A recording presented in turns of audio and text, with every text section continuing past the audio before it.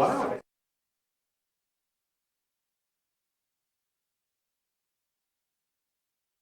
A couple of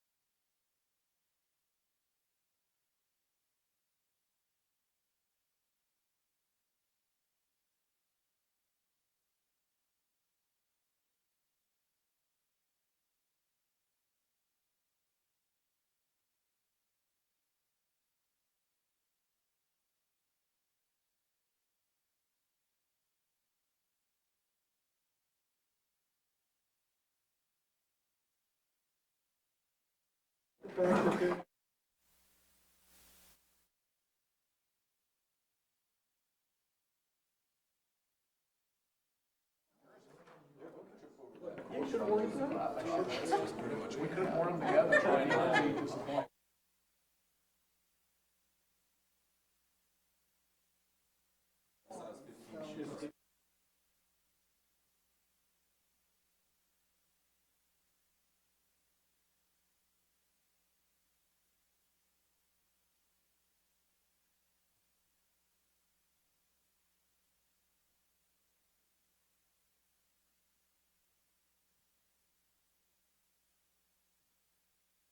Apologize for being a few minutes late. I would like to call to order the South Burlington City Council meeting of Tuesday, January 21st, 2020, and we'll start with the Pledge of Allegiance. Ken, you want to lead that? Sure. I pledge allegiance to the flag of the United States of America and to the republic for which it stands, one nation, under God, indivisible, with liberty and justice for all.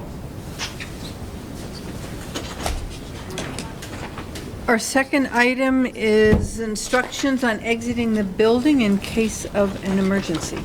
In case we have an emergency tonight, we have to leave right away. Please go out one of these two doors on the side here. Take your coats and go to the building to the south of us, and on the south side of the building and the other side of the building, meet in the parking lot over there. If these doors are for some reason blocked, go back out into the lobby and back out the front door and over to the same parking lot. Tom Hubbard and I will make sure that the building is cleared, so leave expeditiously. Thank you. Our next item is agenda review. Are there any additions, deletions, or changes in order of agenda items? Seeing or hearing none. Item 4, a possible executive session to receive confidential attorney-client communications related to the pending appeal of the City of Burlington zoning permits 20-0493CA and number 20-0514CA. Andrew. Good evening, Andrew Bolduc, City Attorney. I've provided draft motion language as I typically do prior to the meeting. Tim has a copy. There's been some discussion, I understand, prior to the meeting about who can and cannot be invited into an executive session. Provided the purpose of the executive session, which in this case is pending or probable litigation. That's one of the possible reasons to get into executive session, as well as confidential attorney-client communications.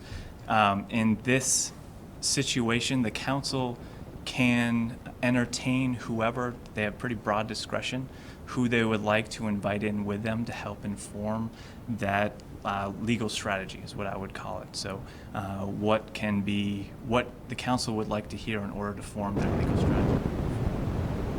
When it does get to any point where there are confidential attorney-client communications, I would recommend those be directly between counsel and the attorney at that point, so as not to waive any confidential or privileges later on. Okay, thank you. So I would like to do as much of this in open session as possible. This says possible executive session, so I'd love to just have this conversation, and if somebody is concerned, any party, and wants to go to executive session, I would be fine with entertaining at that time. But I would love to be persuaded why we need to go into executive session with multiple parties outside of our attorney. I would say I would only want to go to an executive session if we needed to speak with our attorney privately, if that's good with the council. I mean, we have to go into executive session for that, right, if it's attorney-client Yes. privilege, but for the purpose of discussing the appeal, and we have before us, I think, interested parties on both sides of that issue, I don't have a problem with discussing that in public if nobody else does. If either of those parties want to make a case that they would like to discuss it in executive session, I would hear that, but I'm all for transparency, and I'd like to do as much of this in public as possible. Is there any issue anyone has about, yes?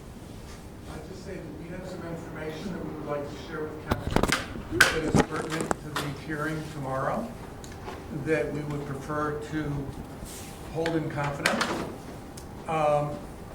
If we don't go into executive session, we won't share that information tonight. If we do go into executive session, it's information that I think would be pertinent to the council in any decisions you may be preparing to make. So I'll just put that out. All right, so, If I may. So on that, I would just say, I would love it if that got through Kevin and Andrew, so as I look to Kevin and Andrew to say whether or not an executive session is warranted. So we have to take a vote on whether or not an executive session is justified. And by seeing that documentation beforehand, it kind of defeats the purpose. So I don't know how that translates to what we do tonight, but I'd encourage you to share that with Andrew and Kevin to justify whether or not we want to take some executive. Is there any reason why that information can't be shared here publicly tonight? It's information that pertains to our case tomorrow, and it just has not been made public at this point. And we would prefer to keep it public or confidential until we have our day, so to speak. Your day as in being appellants to the permit? To the permit tomorrow at the Okay. DRB, Right, correct. oh, I see. I think we can call anybody into executive session. yes, Well, you Andrew missed that just part. explained that. We can, but Tom had started the conversation saying he wanted to have as much discussion in public as we could before, and then I had said, when we have to speak with our client specifically about this appeal, and we want to retain client-attorney confidentiality. Right. So, but we have before us Mr. Worthley and the Waters, so the question is, do we want to take them or Mr. Worthley or both together into an executive session, but probably they don't want him to be there, and how much can we do in public before? They don't want to, oh, I see. They have something confidential they want to relate to us, probably not in Mr. Worthley's presence, if we were to do that in executive session, so, but it's relevant to them and they think it's relevant to us. Okay, and we're speaking of Mr. Woodland in executive session? It hasn't Nobody been has been invited decided. in yet. We have not made a motion to go into executive session. We're discussing what we need to do to go to, who would we invite in and what would we That's discuss? the conversation.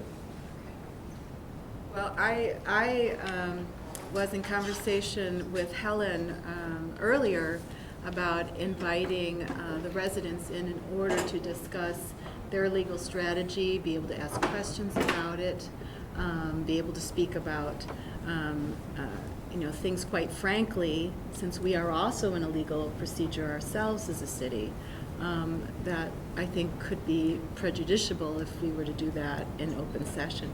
As you know, in the past, I have spoken up if ever I have been concerned that what is, being, the purpose of an executive session not being not rising to the standard of what I assumed would be, in an executive session. And people, do an honest job of trying to determine what is appropriate or not. So I'm not accusing anybody, but I think that we all perhaps have individual standards that, there's nothing written in black and white as to what truly meets that standard, because there are so many different scenarios. But in this case, when we're talking about, legal kind of strategy and being able to ask questions, I think that is something that would rise to that standard in my eyes. So I myself, and I shared that with Helen earlier, when after looking at the agenda. I'd just go back to, I'd want to know what Andrew thinks about this document, and I know you can't do a quick assessment, I don't know what it is, but if Andrew said, yeah, I think you should hear this in executive session with just one party, then I would go with that recommendation. So that's where I am on this. I always go to the lawyers so I can blame them if I do something wrong. Last week, I hadn't seen the documents that we looked at in executive session, right? So last week I don't think was perfect. I think a lot of that could have been in public session. I think we do the best we can do. I think that's all that anyone can expect of us. So I just hope that we can maintain the same procedural kind of protocol, and that was the protocol for last week, right? I just don't think two wrongs make a right. And I'm not saying what we did last week was a wrong. I'm saying last week a lot of the session could have been in public. So I don't want to make that mistake again. Well, I don't think we necessarily made a mistake I didn't say last that. week. I didn't say we made a mistake. And I think if we have the public who would like to speak to us in confidence about a legal case, I think that's appropriate to go into executive session versus having it as a public hearing and not get the whole story. So Andrew, do you have a comment? Yeah, just a comment. The motion talks in the statute, the motion mirrors the statute, talks about a substantial disadvantage that it would place the city in. And I think discussing legal strategy generally about a hearing that's coming up tomorrow is exactly the type of thing the legislature had in mind as a disadvantage that may occur as a result. So I think it would be reasonable for this council to go into executive session for that purpose, but it's a decision for council. With one party. Correct. Whoever the council determines they would like to have into the discussion in order to inform their legal strategy. Okay. So I would like to make the motion. I have a motion in Tim front of me. has the motion, all right. so, yeah. So are we, so you were going to ask that we go into executive session Yeah. with the neighbors? Yes, Okay. and with so- our attorney, and Yeah. Lauren, And Mr. and McNeil? Andrew, of course. Not Andrew. Not Andrew, but Okay. Colin. Okay, all right. Too many lawyers. Mr. McNeil. So I move that the council make a specific finding that premature general public knowledge of confidential attorney-client communications made for the purpose of providing professional legal services to the council and legal strategy related to the city appeal of the City of Burlington zoning permits 200514CA and 2004993CA would clearly place the city at a substantial disadvantage. I'll second. For discussion, I'd just like to make one I comment. was just about to say, is there any discussion?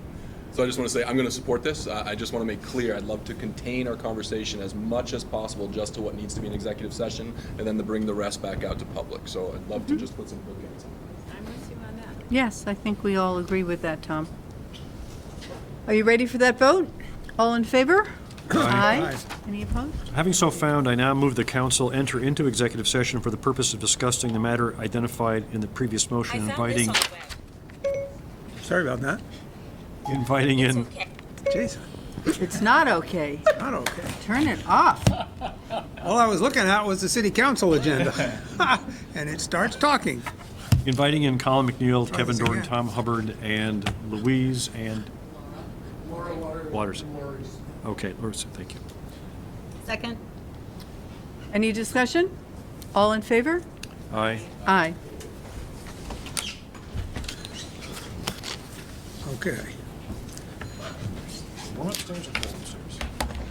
I haven't been in that room. Tom was in there. Is it warm in the conference room, Tom? So Charlie, if this starts talking while we're gone, just close it. Or throw it outside. Good. Good. Let it talk, you might not. Right. Just to get my bearings, know what's on my table.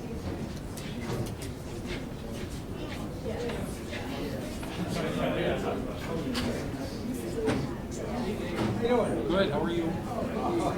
I have class on Tuesdays and Thursdays from 1 till 6. James out of town, so I have no before I can come here. I have dinner.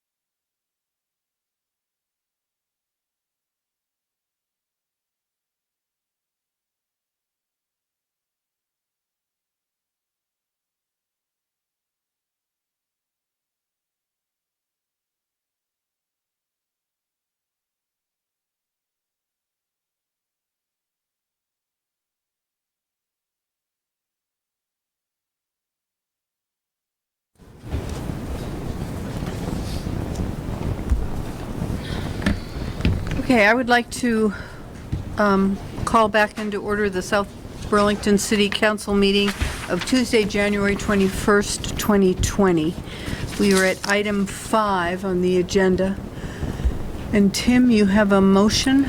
Yes, I would like to move that we direct our attorney, Mr. McNeil, to finish making the changes to the contract agreement with the City of Burlington concerning the appeal of the stormwater parking application that was made for the grounds of the Burton building, to be signed by Helen tomorrow and executed by Mr. McNeil with the City of Burlington tomorrow. I can second that. Okay, is there further discussion? Dave, did you want to say something? On this? No, I'm Okay. So, all in favor? Aye. Aye. Okay, thank you, that passes. So that, in real plain English, that means we will withdraw our appeal with this settlement. All right, moving on to number 6. Are there any comments and questions from the public not related to the agenda? Seeing none, we'll move on to announcements. Do we want to do announcements later? Sure. Is it okay if we skip announcements and really get to some meat? Do we need to do the consent agenda? Okay. You can do that later, too, if you want. Let's go down to, so we won't be too late. Item 9, if that's agreeable, and that is the FY19 audit presentation. And we have Ron Smith, our auditor, here. Are you bringing anyone else up? Would you come to the... Josh.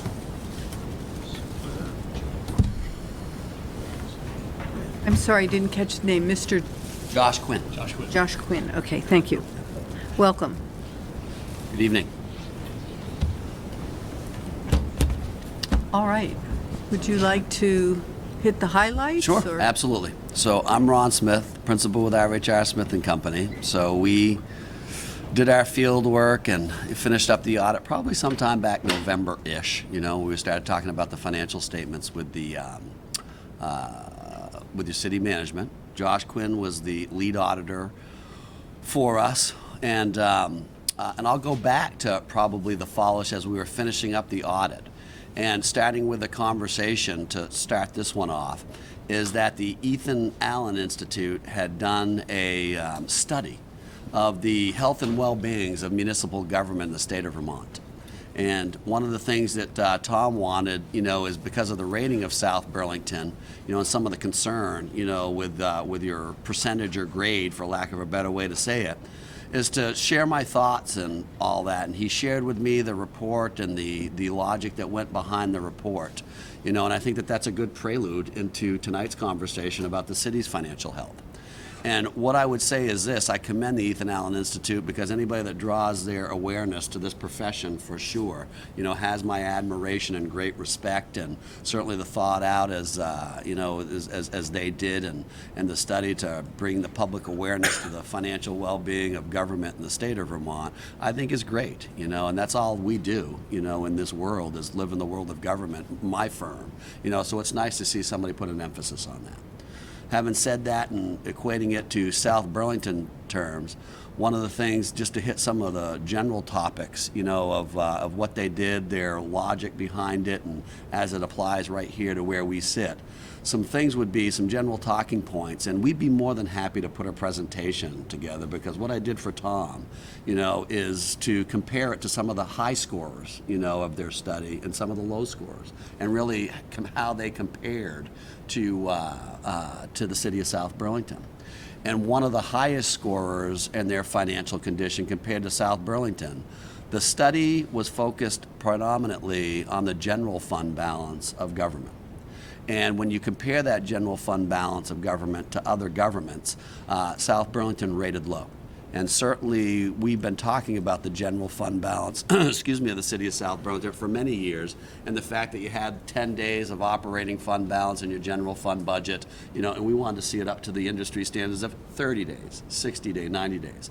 And that was one of their focus points in the general fund. But what we saw, for lack of a better word, is a difference of opinion in their study, was the fact that they didn't take the overall financial condition of the city of South Burlington in totality. What does that mean? The city of South Burlington for many years has set up reserve funds and has established impact fees to mitigate the cost of government. And there's over $7 million to $8 million in those funds that you won't see in a lot of those municipalities because they don't have impact fees. They may have a capital fund, of $1 million, $1.5 million, or $2 million, like that government did, but so do you. And on top of that, you've got impact fees, that you can use to mitigate the cost of government out there. And I believe in totality, there was somewhere around $8 million on June 30, 19th available to the city of South Burlington, to use to mitigate, government there, which I think puts you in totality added to last year and this year because your financial condition improved. I'd say that you're, I won't say above average, certainly for a city of your size, because you got a lot going on, but you're definitely average. And I just don't think that your score is indicative of the financial health in totality of the city. So one thing that I offered up to Tom, and if it's something that the council wants me to do, is I can take some of these balance sheets and financial statements like Ethan Allen did, for some of these communities with the scores that they got, put them next to South Burlington, and show you exactly what I mean with some of these talking points that I'm having with you right now. And I think it would alleviate a lot of the concern that you may have just to take a raw score and say, wow, that doesn't look good at first glance. But upon further review, I think if you put and looked in the mirror with South Burlington and put your portfolio as far as reserves and the totality of your equity, it's right up there, what I would argue, with almost any municipality in the state of Vermont. And I think that has to be factored in, in your financial health, of the city. So, and if that's something that that this council wants, I would suggest to reach out to Tom, and we can put that together. And if someday you want to do a workshop or have me come to a meeting where there's a lighter agenda so that I can compare you and just show you what I'm talking about to alleviate some of your concerns when you saw that raw score, because I know that there was some, on this board, I'd be more than happy to do that for you all. We have $8 million in impact fees? So you got impact fees, you have capital reserves, you got so many other reserves out there, Megan. I can hit every one of them for you right now and tell you what you have and where it is, About for up sure. to $8 million? I believe it was over $8 million, correct. Yep, correct. So, and I'll hit some of the highlights of those so you can start doing the math, that would get you up there. And I think in looking at the totality, that puts you certainly, I think, in a much better position financially, because a lot of those impact fees can be used to mitigate the cost of government. So that actually happened, if people remember, 8-9 years ago when the city had no fund and was funding basically off-balance sheet items. You actually used a lot of those impact fees to reconcile some of those things years ago, long before me, long before probably this whole council, on this board. So it's been done in South Burlington before. That's where you got the money. You used quite a bit of it, Megan, but you still have quite a bit of it left, plus you've added to it these years. So We may not have as much in the general fund, Right. but we have lots of designated funding. correct. And that doesn't include your enterprise funds, Megan, and you've got very healthy enterprise funds with water, wastewater, stormwater. That's not including the $8 million. So you've just got a lot of money that's outside the general fund that I think has to be factored into the financial health of this city, or any other government for that matter. So, TIF district. There's another one too. You've got access to money there, certainly specifically for what the reason was for that district, but that doesn't reside in the general fund as well. But there's opportunities that it creates for your general fund. So again, in totality, you're one of, I think, 13 communities in the state of Vermont that have a TIF district, and that's designed and done to stimulate and bring economic growth. That's part of your story too. That's part of your financial condition. And again, like I say, if it's the wishes of this council, we'd be more than happy to put that presentation together. I'll let you all decide that. But as far as talking about 2019, the good news is for the city to hit the first highlight, the financial condition improved remarkably over 2018. Last year, on 2018, you had about $1.3 million in equity. This year you've got about 1.7, okay? But your undesignated equity, meaning the money that's not attached to anything, doubled. Last year it was about 650. This year it's about 1.3. So instead of having 10 days of surplus of your operating budget, the standard that I'm using is 30, 60, 90 days. And historically in the past, I've always said the city of South Burlington, you've had about 10 days, of your operating budget sitting in reserve. You doubled that this year. So I think that has improved, and that's the number that they're focusing on, in their study. So that actually has improved substantially, over the past, doubled. A lot of that is due to expenses returned back to the bottom line and favorable revenues coming in over what your estimates were. So be proud, because this conversation hasn't happened at least for 3 years in South Burlington. This is the first time that I can remember you taking that big of a step forward, certainly in the area of your financial stability. 2019 is one of the better years that I can remember here in South Burlington, where you've actually doubled your financial position. So I think that that's good news.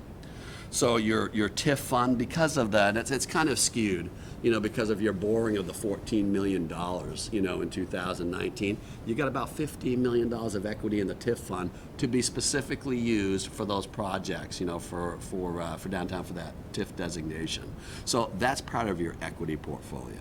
And this is, so to answer your question, Megan, I'm going to start giving you some other monies that you have outside your general fund. You have a capital improvement program of about $3.5 million sitting in there on June 30, 2019. So in addition to that, you have other pools of money that are non-enterprise, and I'm just going to they're in a section here at the end of the document. So just bear with me 1 second so I can give you the whole totality of it.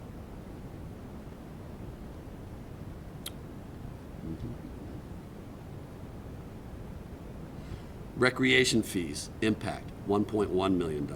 Highway impact, $1.4 million. Police impact, so we basically used that money last year. Bear with me. Road opening and other various highway impact, $600,000. I'm missing one. Just bear with me. Open spaces and capital, rooms and meals, $500,000. So there are pockets of money because of some local taxes that you have designed here for South Burlington that a lot of these other communities don't have, that are unique to South Burlington. And when you tell South Burlington's story, they all have to be added up in totality. And just between your capital improvement fund and just the impact fees, it's about $7 million. And then when you take open space and rooms and meals and the local tax that you've assessed here for the cost of doing business in South Burlington, there's another $500,000 on that. And again, all part of your story. And about probably 10 years-ish, 8 to 10 years-ish ago, you had to use some of that money to reconcile some of those past financial burdens, for the city. Even going back to then and doing that and where you're at right now, I still think that you're above average. Now that puts you above average for a municipality of your size. So yeah, I think that is, good news, certainly for the city of South Burlington. So we're Lake Wobegon. Say again? We're Lake Wobegon. I do not know what Lake Will. I know what Island All Pond above is. average. Where all the children are above I'll tell average. There you go. sometime. Yeah, good. I'll Please. explain it It's to in you. Minnesota. Yeah. It's a You know. Minnesota thing. Yeah. But I think that this is good news. Yeah. So Or something, Yeah. and the children are all above average, yeah. we still got a couple of things that I actually think that we got to. So I'd be remiss if I didn't talk about some of the things that we need to talk about with the city of South Burlington that are part of the financial story too. As you still have an unfunded pension obligation of about, I think, $7.6 million on June 30, 19, when you take the equity that's in your pension fund to the payouts. I believe it's light by about, I can tell you exactly what the number is. So based on the actuarial report, and we can confirm this, we have, Tom, but remember, this is June 30, 2019. So, and the market didn't do well, last year. So, at least we didn't see it in the world of government. We have, bear with me, an unfunded pension obligation on June 30, 2009, after I go through all of your VEMR's, VISTER's information, of It was $800,000 for your OPEB, which is like the money that your union people can convert to either cash or future benefits, was $800,000. And the number for your unfunded pension obligation, and I'm still struggling through about 110 pages of this document, so please bear with me, was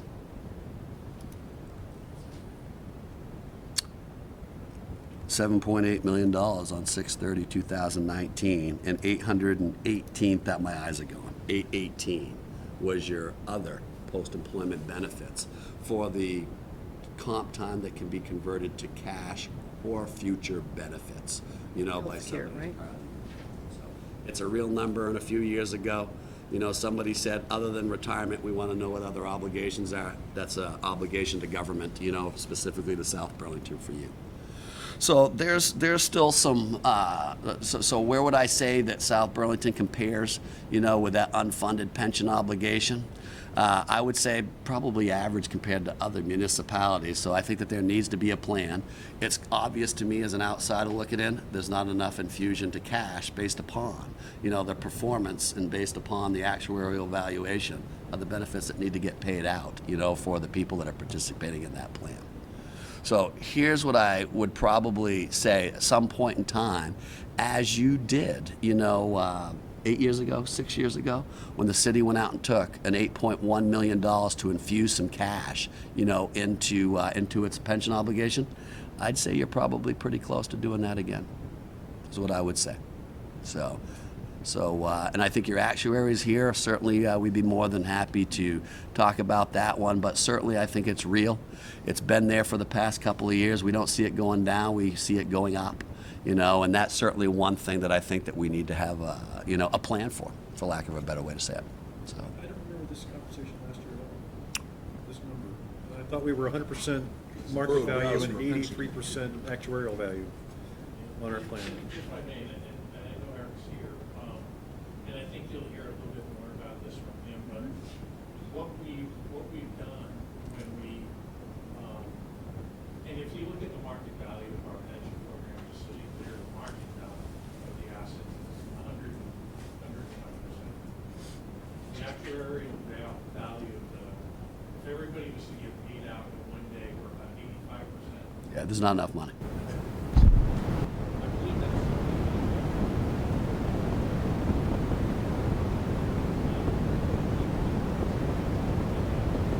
Yeah. had a plan for the last, how many years, Eric, that we've now been paying as part of our annual contribution, an additional amount to bring down that pension obligation over the course of, is it 15 years? 15 years, and what I'm saying is yeah, and I'm saying it's state of that plan, based on that plan that you have. This number hasn't changed from last year, so again, it was there, it was real last year too, and I thought for sure we had the conversation.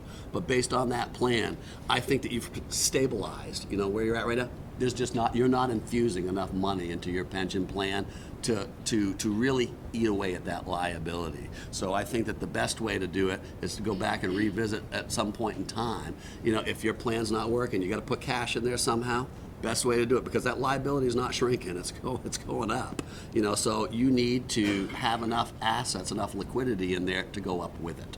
And that infusion of cash that you've been doing with that plan isn't enough. And I know Tom, has said, we want to do more, but it's the sacrifice of funding 4 positions, or raising that number. You've had some real tough choices to make here at the city of South Burlington. So the question is now is there a plan that you have in addition to your annual funding plan, that you should be looking at? And I'd say the answer is 110% yes, absolutely. So it's an area you got to look at. So the amount we borrowed 7 or 8 years ago, what was was that a 15-year? When will it be paid off, I guess? So here it is, Helen. So it was $8.1 million that was borrowed, and it's going to be paid off on June 30, 2031. And your interest rate is 5.1, and that's because it was a taxable bond, as I remember. You mentioned each year, I think, we're going to be financing. Is that something that you're exploring further? It's something that we are going to, expenses here, we are going to look at that as a committee to find out what kind of value would that give us in the plan. We would have to pay a pretty significant penalty still. I appreciate what Ron's saying. I'm anxious to hear what Eric has to say, because I'm feeling that we're in a pretty good position with our pension program right now. We've actually decreased the expected rate of return from 7.5 to 7.25. That's highly better than, I would say, the average public pension plan that's out there right now. I think we have taken these kinds of steps. We've increased contributions in our public safety sector to add additional money to be infused into the program. So I'm feeling like we are doing okay. Yeah. Here's what I'm sure of: you're doing better than you were 8 years ago. Surprised that you're. Well, I'm concerned. so I've been doing this for too long. I'm concerned. So, yeah. Is that because of the market, Ron? I'm concerned with the market for sure, absolutely. But I'm just concerned, that your contributions, your obligations is the best way I can say it. They're growing faster than the infusion of, which is typical. It's growing faster than the infusion of cash that you're putting into this. So, and again, when you take, depending on whatever the actuarial value of that obligation is, whether or not you're 80, 85, 90, you're not at 100%. So listen, you're not hearing me say that there is. I'm just telling you, as your outsider in, I think you're in better shape than many governments. You're certainly better shape than the state of Vermont, I can tell you that right now. But certainly, I think that there is a plan that you have that you need to go back and revisit, to put infusions. And we have had these conversations, because I don't think that your annual contribution is enough for the infusion of cash to deal with this problem. So. I had a question around our long-term debt. And, at this point, it looks like our long-term debt is almost $69 million. Total debt service? So I got total debt service, so bear with me, because I break it down between like the unfunded obligation, the OPEB, and like bonds and municipalities. But I've got it at about $47 million, Helen, on page 43. Oh, okay. Well, regardless. I guess my question is, we're looking at a question on the ballot in March to increase the city's debt by approximately $210 million for a new school. So, The school district's debt. We as South Burlington. in this case. but we as a community, so my question is, It would be your debt too. It would be, yeah, it's a shared debt. Yeah. So I guess my question is, that sort of took my breath away when we first heard it. It continues to take my breath away as, they haven't made any changes, so it's still that large figure. So relative to a community this size with the tax obligations or tax, what's the right word? Our tax rate, is that too large a debt? Or what is too large a debt for a city to? I'll put a legal answer to that question for you. What's our total grand list for valuation? Do we know? 30 billion? So 10% of 30 billion, $3 billion is what the city of South Burlington legally can borrow up to and be secure. $3 billion? $3 billion, and that's when this question comes up. I think a lot of people don't realize, what their statutory rate is, and there's actually a provision out there in every state that limits, to really try to put government in a financial stable condition. They put a cap on what you can borrow. In the state of Vermont, it's actually 10% of your grand list. So if that's 30 billion, the city of South, and there's some extenuating things like TIF is a part of that conversation. I believe library debt is part of that conversation. But $30 billion times 10% is $3 billion. You would actually, Helen, have the ability to carry a debt portfolio of $3 billion. Yeah, no, Helen, but please don't do it personally, because you won't have that I'm not luxury. taking that on. Here's the problem. When Yeah, you go right. out to borrow that amount of debt, they're going to look at the city. You know, now we're going to get into conversations where we're looking at the whole financial condition of the city, and then we're going to start getting into ratios like liquidity, debt to equity, and things like that. That's going to be a tough one for your city balance sheet to absorb. Can it be done? If your voters said, let's do it, there's nothing illegal, to stop them from doing that, because you're well within the statutory limit. And if you went over the statutory limit, the worst thing that's going to happen is the state of Vermont's going to come in and say, that's not allowable debt, according to the statute. But if it gets that far, I don't recommend, certainly, without doing some background on $200 million, really what the impact financially is. And that's exactly, somebody's got to give you the debt too. So who's going to give you that debt? And these are the questions that they're going to be asking. What kind of financial condition the city's in? What $200 million of debt's going to mean in an annual, payment of principal and interest to the city of South Burlington, and how that's going to affect liquidity. How's that going to affect your property tax rate? What's that going to be based upon the total percent? What's your debt based upon everything else that you do in the city of South Burlington? What's that rate and ratio going to be? All these things will be considered by the people lending you the money. And if you do go out and get that large amount of debt, may I give you some advice to go get a private issuance for sure. I'm not sure the bond bank Well, would we're certainly. not in charge of Yeah. it. The Yeah, the school- bond bank, I guarantee you, isn't going to be an option. So, yeah, School is doing that all would that, certainly but- have just a huge impact on their portfolio. They to commit those resources to one community. That would be a tough sell to any bond bank, for sure. So the only option you've got is to go on the secondary market. So, Okay. So I shouldn't have taken my breath away, because we could borrow legally $3 billion. It still does. yeah, I'll tell you. And I don't know what taxes would be. I mean, Really, it's a big don't know number. A what lot the of people. question is. It's a It's great just- question. A lot of people, I think, Helen, don't realize what their legal level of borrowing can be. I get very often the question, do we have too much debt? The answer is legally, no. So and well, I guess I'm not asking Legally. what the legal question Yeah. is, but what is the reality? What So is the reality is a lot of ratios. prudent? That's a good word. The What's reality prudent? is a lot of ratios, a lot of formulas, a lot of maybe a policy that you have a debt policy. I don't know if the city of South Burlington has a debt policy. I don't think they do. Where it says, okay, we know what the statute says, but it's going to be the position of the city of South Burlington that we won't have more than 3 times the operating budget. The general fund operating budget of the city, 6 times. Coming up with some methodology.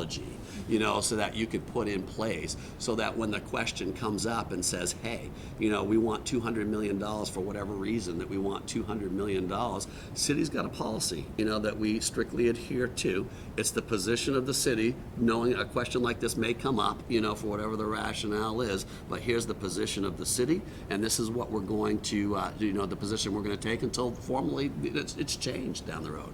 So that's a good business practice to put in place. Many cities have that? Yes, debt policy. They have a fund balance policy, and it's usually are part of each, Helen. And that way, when I talk about some of these ratios that they're talking about, it includes those things so that you look at them before the outsider looks at them and says, hey, you know what? We don't think that this is a smart move for the city of South Burlington because it's going to be X amount, of money with your annual budget, and it's just going to put you and skew you so far outside of these recommended ratios. Those are the things that you can have, and understanding what those ratios are. Put that in place before somebody comes to you and says, we don't think it's a good idea. Forget about what I got to say. What about no matter what I say, you've got to convince somebody this is, and I'm not talking the general public. You've got your work cut out for you, I think, to convince, somebody from the outside world to give you the $200 million. So knowing that they'll have the backing, of the good faith and credit of South Burlington's one thing, but just realizing that it could compromise, a lot of other services. And I'm just speculating, what this could do to the city of South Burlington. There's a whole other list of things that I think that would be just prudent, for you all to do, as you move towards boring that money, for sure. Well, when you talk about you all, Yeah. there's the 5 of us, but then there's also School 5 board. school board members. Yeah. So Have they in done, those- have they done, and forgive me, we do the school audit, for sure. So this question really hasn't been posed to us. But is there any type of due diligence? Have they had like a committee? Have they looked into their prognostication ball, to see what obstacles that they're up with and boring that? So that would be something that I'd certainly, I'd be more than happy to reach out to the school district for sure, and just see what due diligence and really what they've done, to let alone understand that they want to use the money to build a new school, from what I understand, what the financial impact is to the city of South Burlington, and whether or not it's even doable where somebody else, is going to lend that money to the city of South Burlington. Well, those are all good questions. Yeah. And we really don't have the inside track on what they've done and what they haven't done, but we certainly, I think, generally share your concerns. And be clear, we're not going to borrow $3 billion for anything. No. Be clear, we don't want you to answer your question. Well, I don't think no, that's I mean, good. that Yeah. just is, I think of all the great things we could do, but Yeah. getting in debt that far isn't one of them. no, I was just trying to understand. Would you like me to reach out, their client, and Well, maybe Bill has no, had. I mean, I I think we want guess. to keep it separate. Okay. What?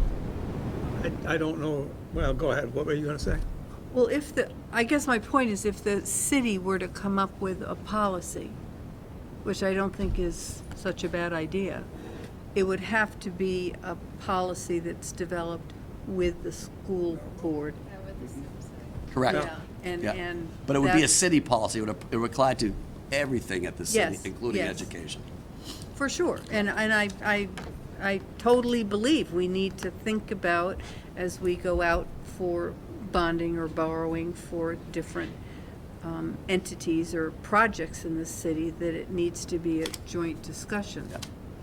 I'll reach out to our audit manager that works I'm with the not school, sure and I'm it just really interested in has. this now, just to see, see if he's aware, even of the matter, and and just be me, when I have a conversation with him. So my curiosity is up as well. Do people have other questions about the audit? Best practice, just a couple of advice. We had a management letter too. About 2 years ago, the federal government changed their guidelines. This is the first year, I think, in probably 3 or 4 that the city of South Burlington had a single audit, city. One of the things that we tested, for the program, you ought to go back and look at your procurement policies. And I think that there's some things that we gave Tom and Sue to upgrade, that. So I would suspect probably sometime over the next few council meetings, there'll be something for you, just best practice, for sure, consistent with the federal guidelines. And there was just some other things, if I was just posting and handling things that you guys actually knew about, use us as a sounding board, and those things were corrected actually at audit time. So I can't think of anything else that just jumps out at me that says fire, here at the city of South Burlington. And and I think that your people understand, what it is that they're supposed to do, and they do a good job of doing that. But here was just some helpful suggestions to change with the times, for sure. So. Okay. Well, thank you Questions? very much. Thank you. No, I guess they're not. Thanks. Do you need me to stick around for this pension conversation, or what? Where's that on? That's next. So if you want to stick around, Has he already been paid? has he already been paid? Yeah. Okay, item 10, moving on, because You saw the clock. since these are, we'll move to item 10, annual report from the pension fund manager, Pat Blizzard. Welcome. I'm sure I would have spent all this money. Good evening, everyone. I'm Pat Blizzard from SEI Investments, here to give you the investment review. This will be for a calendar year, and then I'll bring you up to speed for your partial fiscal year as well. One thing I brought up in the PAC meeting today, and a lot of people are interested, we are in an election year. So traditionally, what has the market done in an election year? So going back to 1928, that's when the S&P 500 started. I can tell you the Republicans have done much better than the Democrats. They have around a 17% return on average throughout all those years. Democrats are just around 8% return. But those numbers are somewhat skewed, and it's really not the fault of any incumbent president coming in. If you look at for 2008, for example, Obama came in during the credit crisis, right? So he took a huge return, minus 37% loss there. So that's pulling down the Democrats' average pretty significantly over that period of time. Now, That was the same in the 90s, I believe, but anyway. We'll keep yeah, going. so some other ones. The best returning year was Hoover in 1928. It was that's when the S&P 500 started. It was the first full year of play. 43.6% return. And then you look at Reagan in 1980. That was a 32.4% return. So, in totality, the average return in an election year is around 11 or 12% for both Republicans and Democrats combined. So, there's really no correlations here. It's more just an interesting topic. So why don't we get right started? I think everyone has a copy of the presentation. We'll just move all the way to page 9. And really just a general flavor for what happened in 2019. We had very strong equity markets and quite frankly, very strong fixed income markets. So if you look at the right-hand chart, you can see the one-year returns, again, calendar year returns. Even investment-grade bonds had 10% returns. Now, given where we are with interest rates, that's pretty unbelievable that rates came back that far to give you that nice of a return. U.S. led the way, outpaced the international side of the equation, but international and emerging markets also had very strong absolute returns. Every single asset class last year was positive, and it's been quite some time since we've seen that. Typically, commodities, when we look at this, are usually the laggers. They're usually in negative territory. We actually had positive returns in that area. The longer duration you had, the better you did. So the longer maturities you had with the fixed income and bonds, you did better than being on the short end of the yield curve. And we'll talk more about the yield curve because that's an important topic. A lot of things have happened since the last time I was at a council meeting, obviously, so I'll touch on some of those points as we go through the presentation. The U.S. equity market on page 10, just breaking down growth versus value and then looking at various sectors, large cap sectors. Value underperformed growth again. That's been a trend that's been going on for quite some time. I think last time we were out here, we were talking about the FANG stocks, your Facebook, Apple, Netflix, Google. Those types of securities did very, very well. So growth did outpace value. We still like value a lot. It just really hasn't participated as much as growth over the last several years, and valuations are very attractive in that area. So we're still leaning into value a little bit in some of our portfolios. As far as the sectors go, as you'd expect, technologies, communications did very well, and financials actually came back very nicely, had very strong returns there as well. So everything was positive in all the sectors. The worst performing, for obvious reasons, is energy. We hit bear market territory with oil prices coming down more than 20% at one point in time. So that was a big laggard in the On page 11, the international side, as I mentioned, international and emerging markets underperformed the U.S., and that's another place where we're looking at valuations look very attractive, international emerging markets. You already have a nice chunk of that in your portfolio, so we're well positioned for when that trend takes place, when we start to see assets move into those areas more.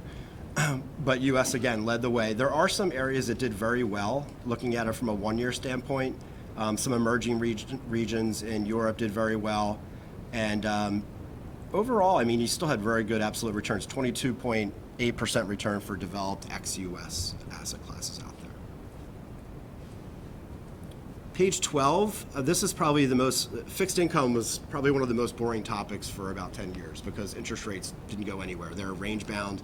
There was really nothing to talk about. But we did have a yield curve inversion last year. So what do I mean by that?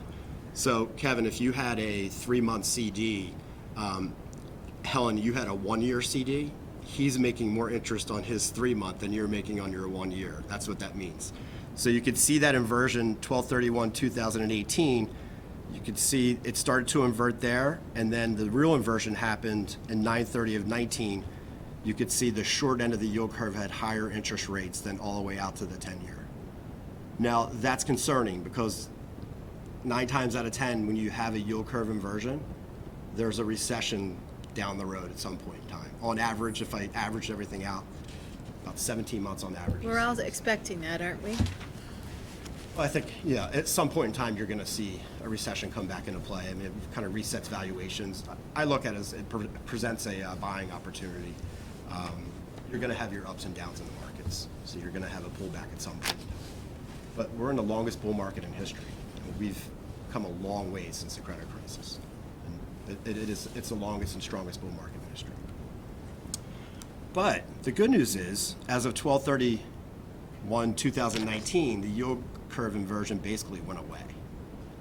And if I look at it even more recently, you can see the blue bar here, how the inversions, it's still slightly inverted on the low end, but it's really not meaningful anymore. And looking at it today, it's even in a better position than it was. So we're going to take that off the table right now. The ugly recession down the road, it's probably not going to happen for a while, but it's, again, there's a lot of headwinds out there in the markets. There's a lot of concerns. We have trade wars going on, tariffs with China. That's calmed down somewhat. Obviously, we had the trade deal that was made more recently, which calmed down the markets a little bit. But there's still some other tariff wars and trade wars that are going to take place with Europe, autos being imported, possible tariffs there. So that scares the markets. And eventually, it could end up hitting the consumers. And we've already seen it hit the consumers already.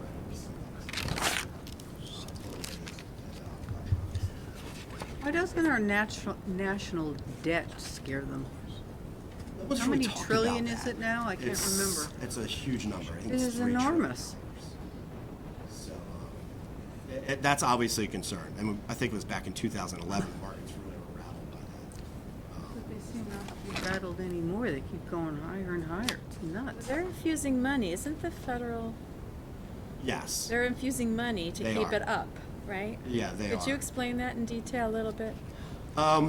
Well, there's a couple of things that happened. You may be referring to the repo rates. There was some liquidity issues with repos. That's like overnight lending rates. So what happened was the liquidity just dried up in that market. So the Fed injected money into that market several times. And right now it's okay. That's one area. But there's still, the Fed's still out there purchasing bonds off the market. So that's another way. It's almost back to that quantitative easing we talked about in the past. So that's going on as well. So there's multiple layers. But So how do you read that? I mean, how does that figure into the 17-month off recession versus? well, the statistic I gave you on that was really based on the inverted yield curve, because we did a study going back to the last like eight times we had an inverted yield curve, and how long it took to get to that recessionary period. I don't see that necessarily being a big concern right now. Obviously, the deficit is a big concern that has to be dealt with, but we still believe the recession's a long ways off from now. So, and we're projected to have higher GDP growth this year. Last year we were around 2.9, 2.8%. Supposed to be around 3.3, 3.4% this year. So that's an improvement. That's the entire GDP. I know, but which ones are kind of the top winning Top sectors? winning sectors. I'd have to look more in detail about that. Yeah. So I mean, obviously it's not retail. We know that. But yeah, I mean, manufacturing still. That's another thing to talk about, the Purchasing Manufacturing Index. So when you look at that number, it takes a look at manufacturing in totality in the U.S.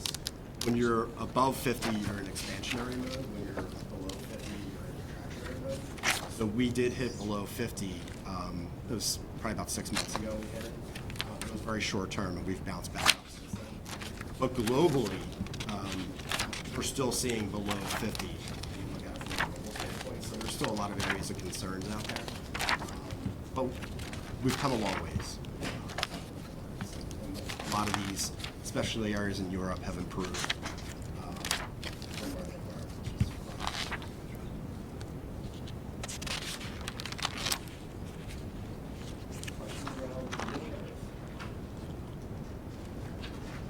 And I just put some notes here, good news, bad news. I spoke through a lot of this. You can read through it at your leisure. So why don't we just get into the returns. On page 17. So from a calendar year standpoint, you're up 19.5% for 2019. For your fiscal year, you're up about 6.2%. This is on page 17, the top. And Tom mentioned earlier, you did reduce your actuarial assumption rate from 7.5 to 7.25. That definitely had an impact on your liabilities. Obviously, that drives your liabilities up short term when you do that. But longer term, it's a very smart thing to do because we're seeing municipalities all over the place, unions, even other types of plans that are reducing that actuarial assumption rate when they can. I mean, there's some that are so unhealthy that they can't really take that burden on. So that was a good move to help the health going forward. Because if you look at how we generate returns, how we build our portfolios, we look at the returns for each asset class and we come up with capital market assumptions. And our capital market assumptions have come down, and this is universal. Capital market assumptions have come down for a couple of reasons. One, people don't expect strong double-digit equity returns going forward, but we're in the longest bull market in history. Secondly, interest rates. The 10-year yield's at 1.77. So you're not going to get a lot of juice out of the fixed income side of your portfolio. So you really need to rely on the equities to achieve higher returns. So the lower you can get that actuarial assumption rate, obviously within reason, is a good thing. It makes it easier for the portfolio to generate those types of returns. Who are most of your clients? I still have a couple that are 8%, believe it or not, but they're not in very good shape. The majority of mine are down. I have a 6 3/4, that's the lowest. A couple that are 7, most are 7.25, 7.5.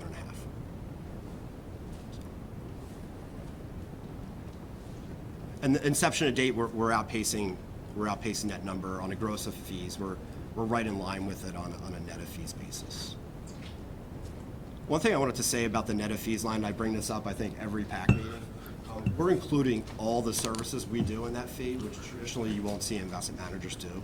They'll just put whatever their sub-advisory costs are in that line item.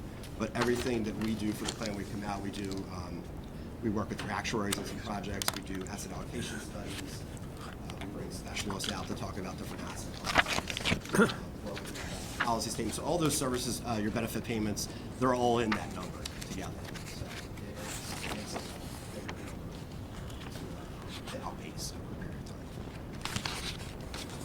The good news is on page 18, on a fiscal year-to-date basis, we had about $1 million in disbursements. Obviously, the receipts, there's a lag there. You'll have more receipts coming in.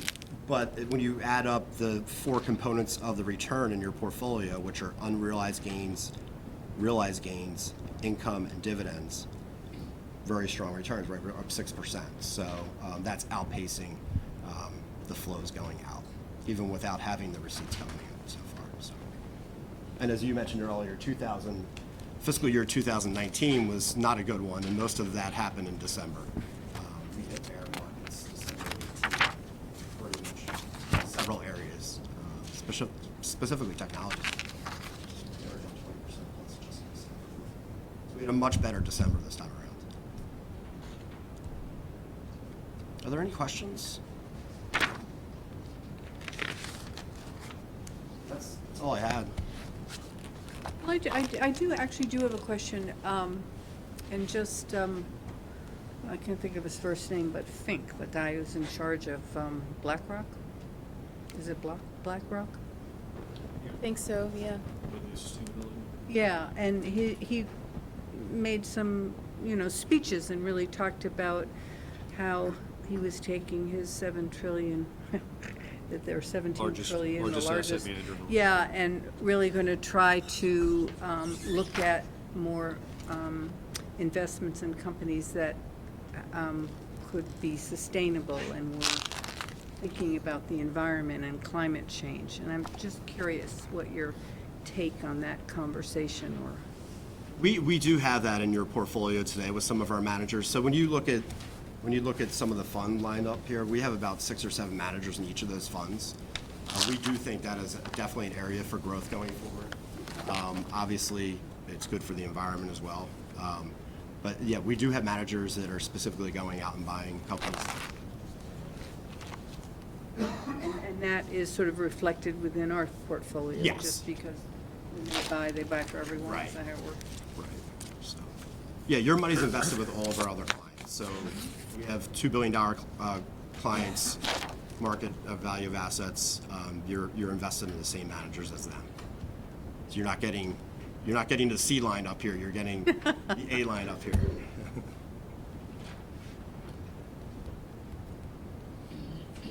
Any questions from anyone else? No, I think you've done a very thorough job, which I would expect because we pay you enough money to do that. And your projections are only as good as they can possibly be because you can't control the world, nor can anybody else that's doing the same thing. So we can just hope we're in a favorable position again next year. But as we know, the world as it is, most anything can happen and things can change. Do you have, Thank you. do you have an index for your acronyms like WCM, KBI, ABRWC? We could certainly get you one of those. Otherwise, it's all Greek, right? Okay. Thanks. Okay. Are you looking at the manager lineup? Oh, those are the manager initials? Yes. Got you. We do All have it. right, We do have okay. that in the book here. Let's see here. Okay. Pretty sure we do somewhere. Yeah. What page were you on? That's page 32. Page 27 and 28 list the full manager names. So if you go, whatever portfolio you were looking at there, you could just match it up on the other page and see the full name.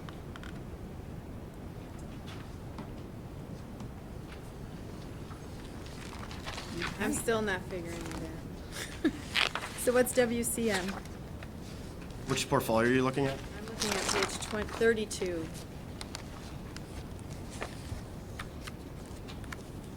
So that's the Emerging Market Equity Fund.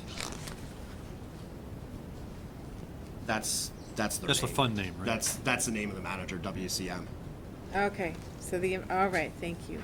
Investment management, okay. It's like SCI. We used to be Simulated Environmental Incorporated when Al West, our CEO, founded the company. He built back office software for 40 of the largest banks. Still use it today. Trust 3000. But we have investment management.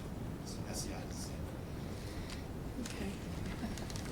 It's a good return. Yeah, good. Well, thank you very much. Yeah. Okay, now we move on to Eric Shate. Is that how you pronounce it? Yeah, okay. We'll do the pension valuation for FY19. And you gave us is that the actuarial valuation? Is it the final actuarial valuation? Is that what it's called? Oh.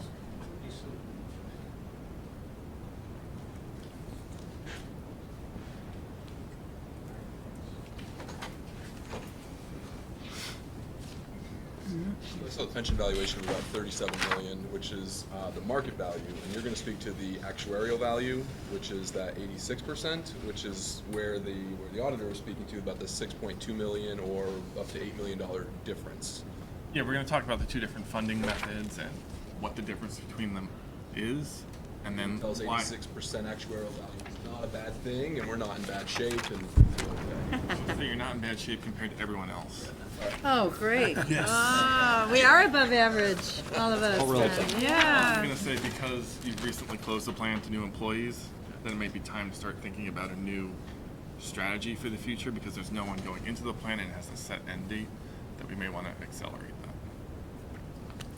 things are not dire. For the other paper, things were looking good relative.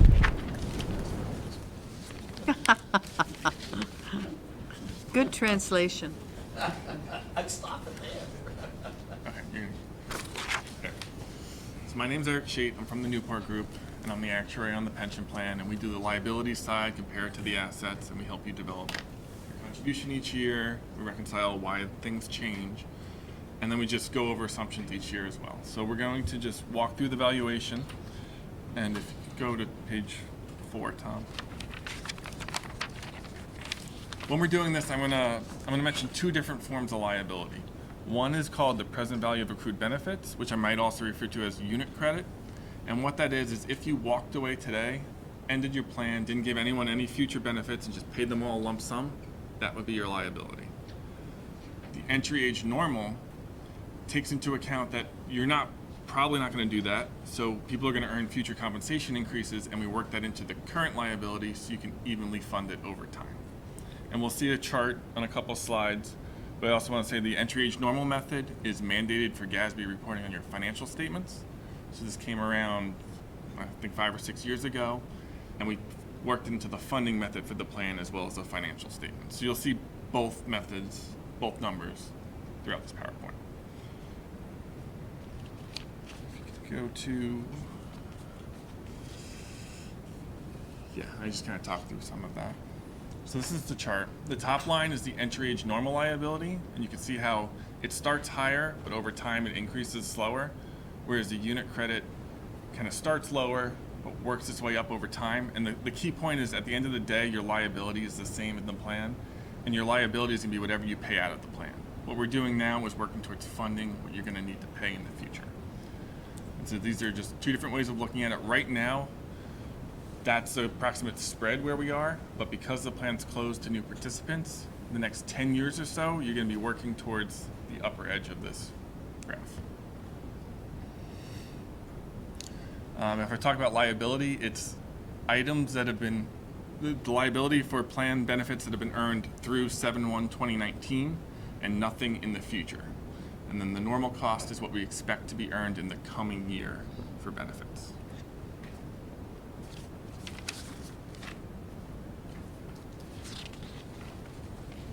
And so the general funding method of the plan is we take the entry age liability each year, we compare it to the assets, and then you have your unfunded liability. I guess I'm skipping ahead here onto the next slide. Yeah. One more.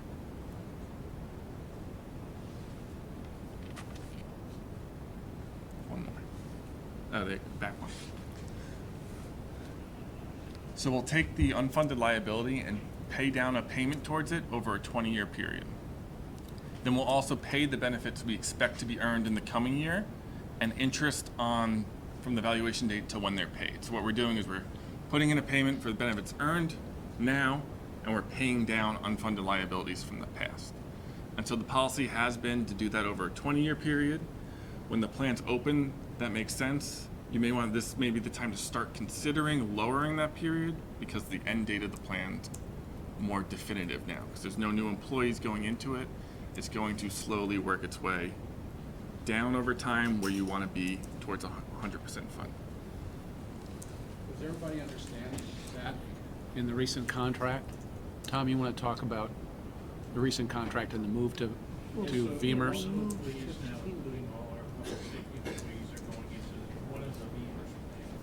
And the non-public safety is VEMR B, and the public safety is VEMR C. And it's more consistent with what public safety plans are in other communities. This seems to be more appealing and attracting new police officers, firefighters, police departments, and already. But ideally for us is that it closes out South Burlington independent pension plan. And closed for new. Sunsets it. So no new employees would be coming into the South Burlington plan at all, effective July 1st. And the last pay will happen when the last employee passes away. Right.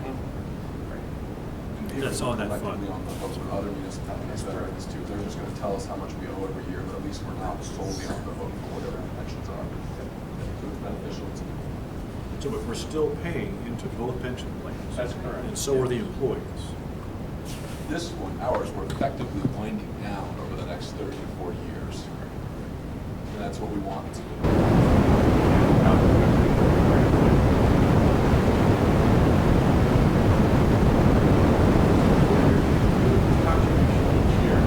So I'll talk about in a little bit the difference between the market value and actuarial value of assets. We'll go into in depth, but when you fund it, you've been funding the difference between the actuarial value of assets and your liability over 20 years. And this is the light green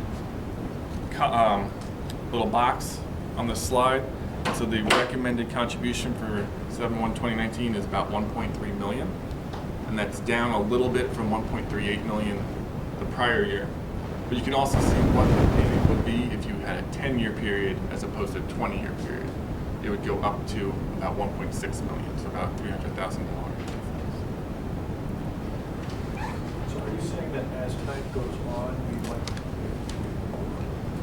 I'm saying now that the end date is in sight and there's the average employee has about 10 years left to retirement in this plan, you would ideally be at 100% funded by that point in time.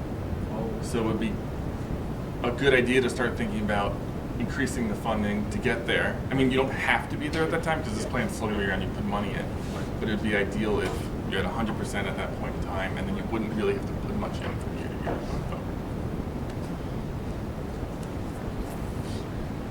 And this is just a breakdown of the contribution this year. So of the 1.3 million, a little less than half is the payment towards the unfunded liability. And you can just see to the side, the employees are also paying about $350,000 towards the plan in addition to what the city is putting in. It's interest. It's just to account for the delay in payment period.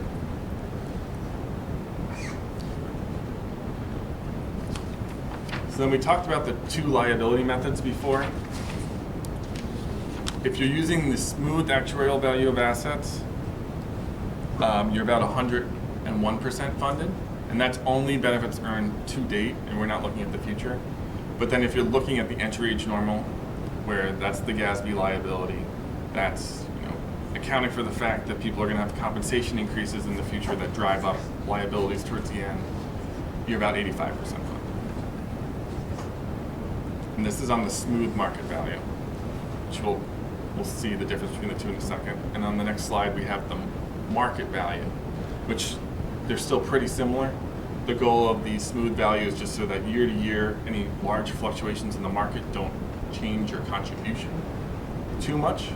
It's more of a budgeting item to help you not have those large swings from year to year. So just quickly, the reasons for the funded position this year is during the fiscal year ending 6/30/19, you had a return of about 5% versus the assumed 7.25%. So that was a loss, and that would drive up the unfunded liabilities. There was a slight update in gain from a change in mortality tables, very small. There's a change in the assumed retirement age for deferred vested employees, which is a loss. And what that is saying is that in the public safety, we assume 53 for retirement age for all public safety employees. But those employees that don't work here anymore have absolutely no reason not to take it at 50. So we changed that to 50 for them, and that had a small loss on the liability. But overall, general experience, which is maybe compensation increases from year to year, retirees passing away, was more favorable than expected, and that was a net gain. But overall, there was a net loss primarily because assets had about a $700,000 loss compared to expected.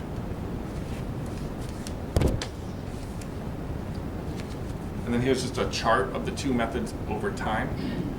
And you basically, on the entry age normal liability, hung around 84% for the last 3 years.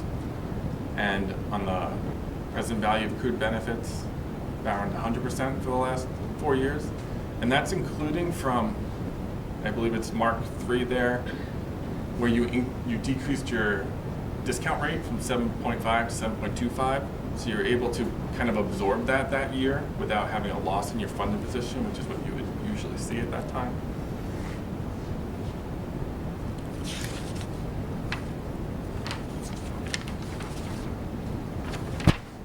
All right, just to compare to other municipalities, as of 6/30/2019, according to a Milliman public funding study, the average plan was 73% funded compared to your 84%. Beamer's was 80%, Teachers was down around 55%, Burlington 73%, and St. Albans 62%. And you'll see I've also mentioned the discount rates on here, and this is just for comparison that the higher discount rate means lower liability. So if you had the same 7.5% as, say, Burlington, your funded position would probably be around 86, 87%. So that's an item you can't really account for when you're just looking at funding percentages, is that what's their discount rate. This is an important point, because on the millions of dollars in the Ethan Allen report, then if we were funding it the same way St. Albans and Burlington, we might have more money on our general fund book, but we would have a bigger disparity, difference between these values. So I think South Burlington should look more favorably in another analysis. We're doing well. Talking to the other people.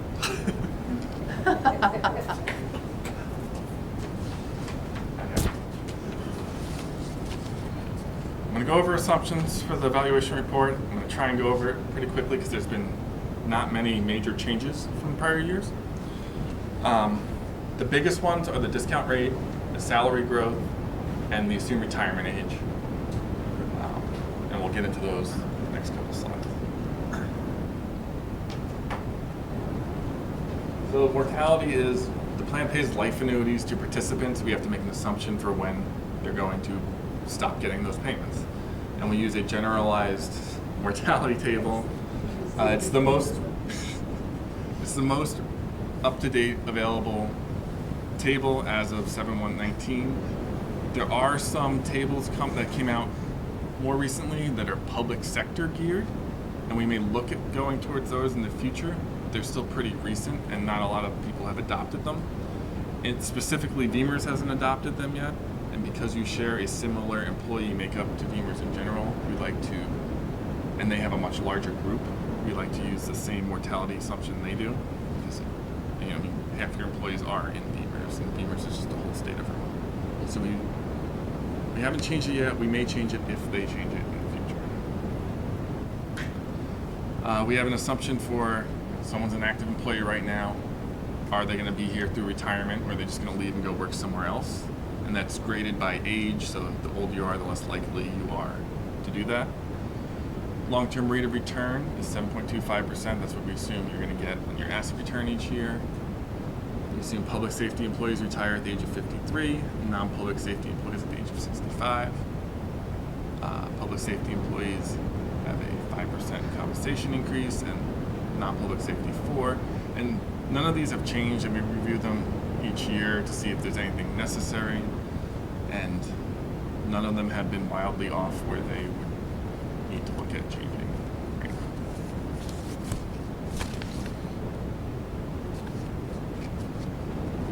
And every couple of years, we'll do a more in-depth review and maybe propose mortality changes.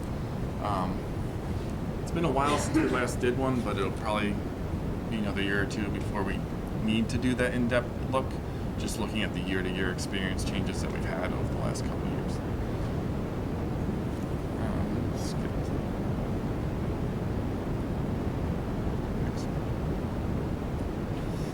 So we talked about the discount rate and the effect it has. This is just, the top line here is at the 7.25% discount rate, you have 42.5 million in liabilities.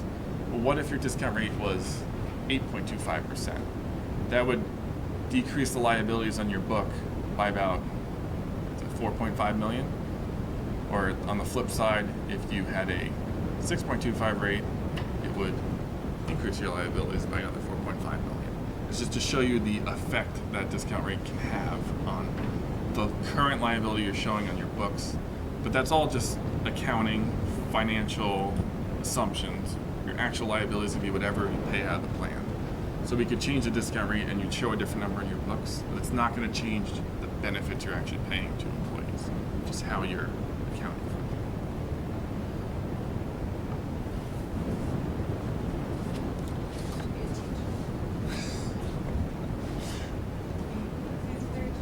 Well, he's very clear.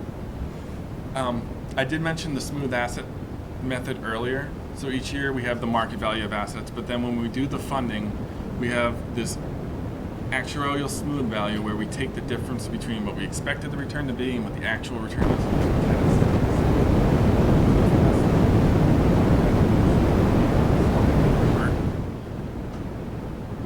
You can see the market value is the lighter colored line, and the actuarial value is on top, and they've kind of It smoothed out in 2016. We had a loss, but then kind of came back up, and it's been kind of floating around the same number for the last couple years.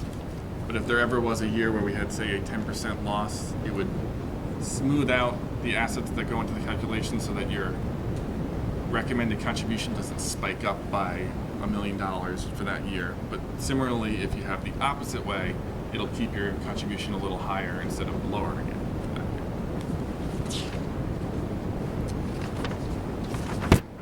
And so the assumed return is 7.25%, and you just see some brief returns over the last 3, 5, and 10 years, which Pat covered a lot more in depth.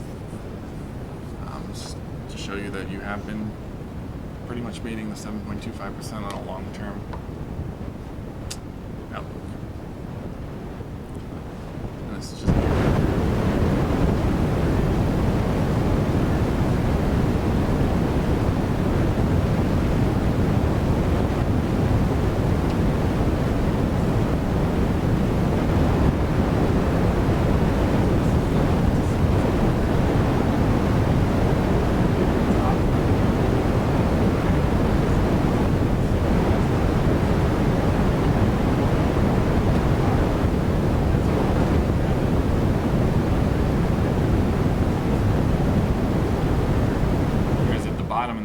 that's retirees receiving monthly payments.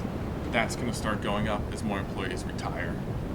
And the middle section is people who used to work here, don't currently work here, have a benefit, but they're not drawing it yet because they may not be old enough, or they may just not want to have started drawing it yet. So they will start becoming retirees in the future, they just haven't reached that age yet.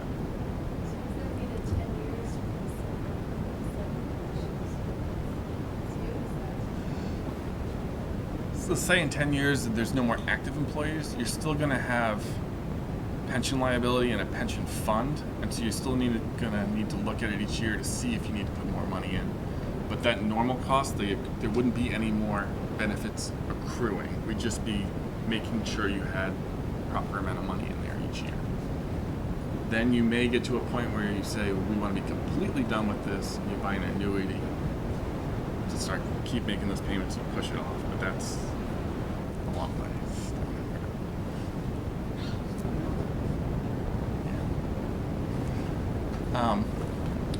Just statistics on employees. The average non-public safety employee is 15 years of service. Public safety is 12.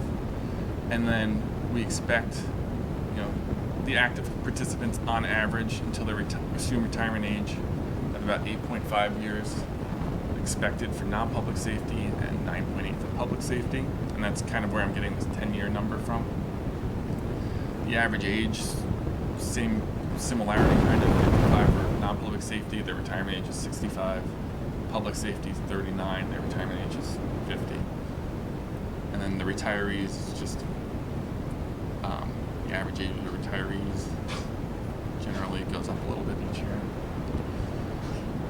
And that's it. Are there any questions?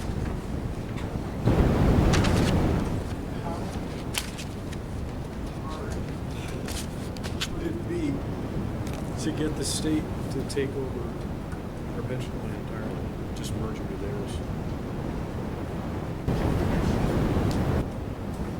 I don't know how hard that would be. I think they would want you to, don't want to speak for them, but I think they would want you to pretty much liquidate your plan and buy service in their plan. Buy service there. Oh. So it may not work out favorably for participants in that scenario. We've kind of looked at that as well, Tim, and we looked at it in a way that taking fewer employees that are 2 or 3 years.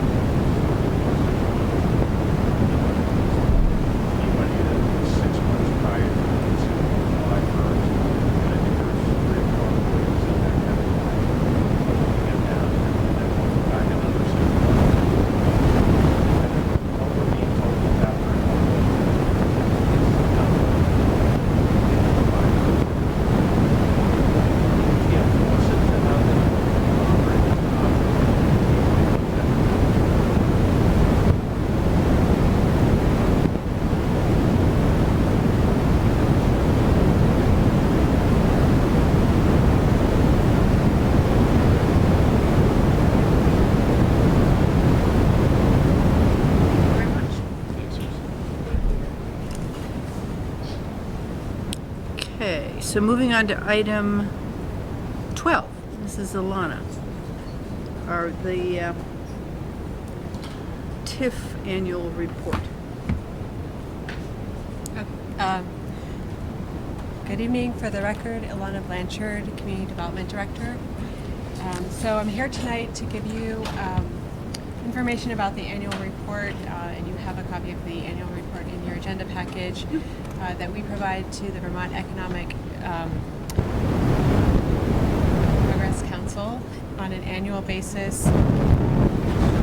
Provides information about what occurred in the TIF district over the past fiscal year.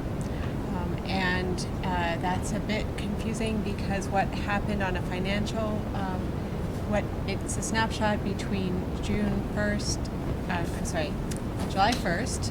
2018 through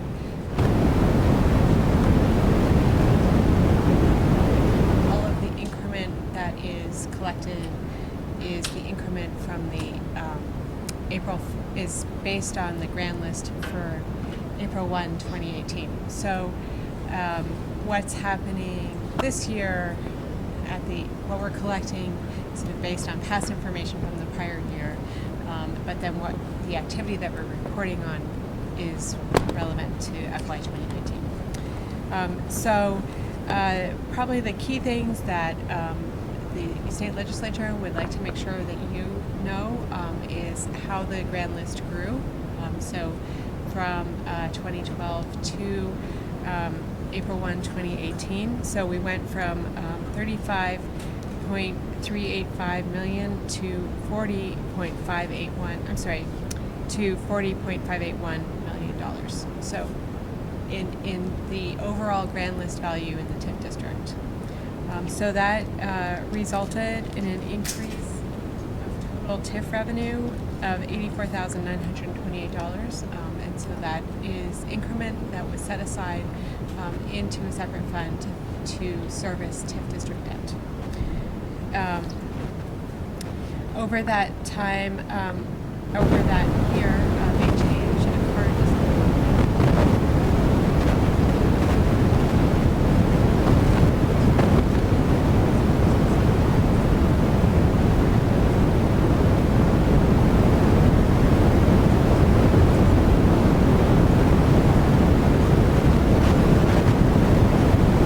That's all reported in this form each.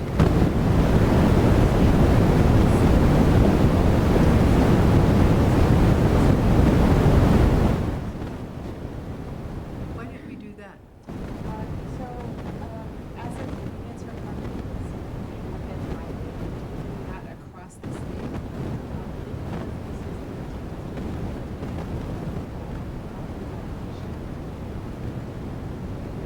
Is paying particular attention to the TIF district, and so everyone's looking at that particular set of tax parcels very closely. And so because of that, we brought that into line with requirements.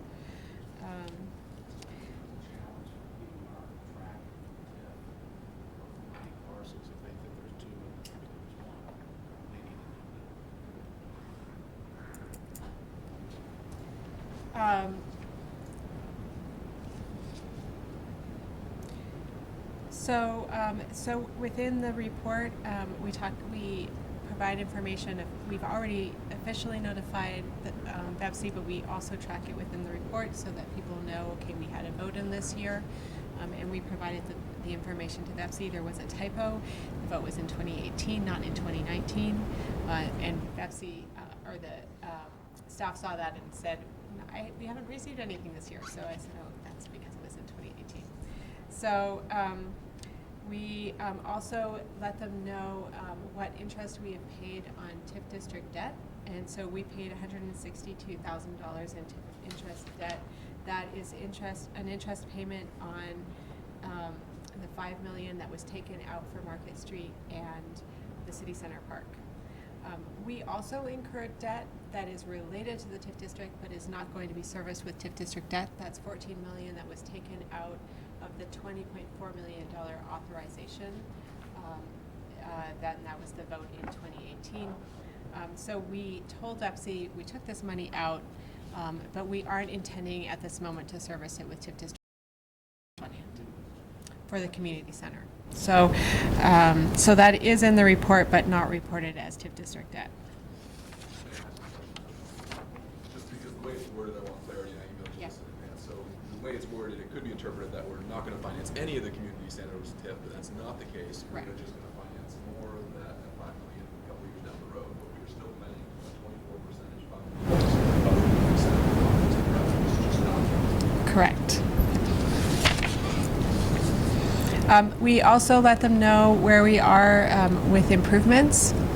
And the version of this that I sent to you, VEPC has reviewed it, or the staff has reviewed it, and they came back and they asked for additional clarification on some items. So they said, everything that has not advanced, do you want to come in and make a substantial change to the plan and take that out of the plan? And so, so what I am going to do is to update this report, and I'm going to say, if this is not advanced in 2021, we will come back and remove it from the plan. And so that includes items like the urban park. So if we are not able to secure land to build a more urban-style central park in 2021, and we don't believe that we will be incurring debt by April 1 of 22, that would come out of our TIF district plan that's been approved. Similarly, if we're not doing stormwater and wetland mitigation as a more holistic type of effort throughout city center, that would come out. What page are you on here? I'm on page 3. So anything that was not advanced.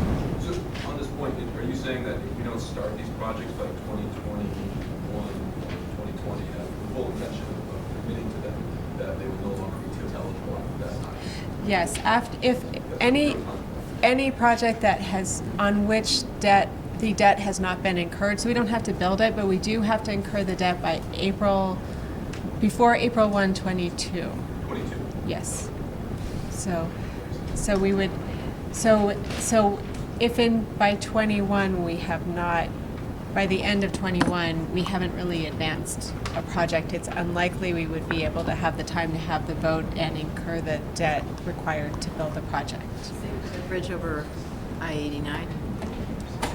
Or just a year and a half before they get more TIF eligible debt. Yeah. 5 years time. Yes. Yeah. So there are a few projects which there's a strong possibility would not advance, and I said not advance at this time, and those included, just to summarize, the urban park, the public parking, the stormwater and wetland mitigation, and the recreation center. Correct. That those are the projects that I see as have a high potential for not moving forward. So the ones that are moving forward, and Market Street on here is complete, but the ones that are moving, but at the time was still in construction for the time period we're reporting on. So, but the ones that are moving forward, City Center Park, Dumont Park, so potentially there's a good potential for a connection that has been shown in conceptually on plans, but has not been designed yet. But that's it's something that's achievable. It's a smaller project. Garden Street, which is in design. The Williston Road Streetscape, also in design. The pedestrian bicycle bridge over I-89, that's been scoped, and we will very likely have an opportunity again this year to apply for funding at the federal level. Obviously, the building, which are the additional projects that are on here, are the library, senior center, and city hall. So then we also provide information to VEPC on which projects, on the amounts of funds that we have spent, both to be financed through TIF district financing and which are being funded by the city directly. So there's a summation of the total spent and the total amount spent to date, and then what has been spent this year. So the total amount that was spent this year in terms of non-TIF revenues was $4.36 million. And then, and that's, I'm sorry? That is the non-TIF revenues for FY19. And the majority of that is on Market Street and the Market Street grant.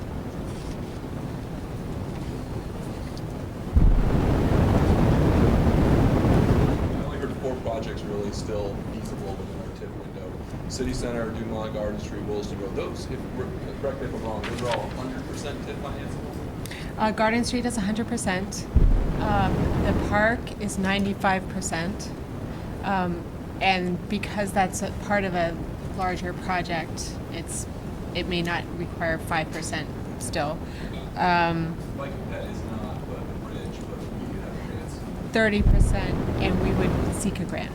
Public garage is no off. It's not off the table. It's just not a project that there has been much interest expressed in from the development side.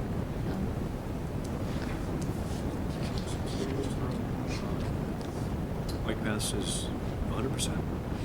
No, the streetscape is 50%. 50%. Right, and we have a grant for $800,000 from a federal grant. Now, last year you were here with the same, the same scenario, presenting the TIF status. And was it my recollection that we were kind of surprised that the TIF revenue was only $40,000 approximately at that time, based upon the construction and the tax liability for those buildings being nonprofits, right? Right. And so what is it now this year total? Is it 80? It's so on the 2018 grand list, it was 80, I want to say 84. I think the prior year it was in the 60s. And then this year it's 130 something. I want to say 134, 132. It's not quite our debt payment, which is I believe it's 160, but we're getting up there. This year, the year 2018 had no development, or it had half of Ballard Square developed, so it doesn't reflect CHT. Last year, or so 2019, April 1 grand list has part of CHT constructed and part of the Black Bay. Right. Next year we'll have both of those. We'll have both of those, and there will also have been a lot of subdivision of part of the land into smaller parcels, and that has a big impact also. Because smaller parcels are worth more in the schedule of parcel value than larger ones.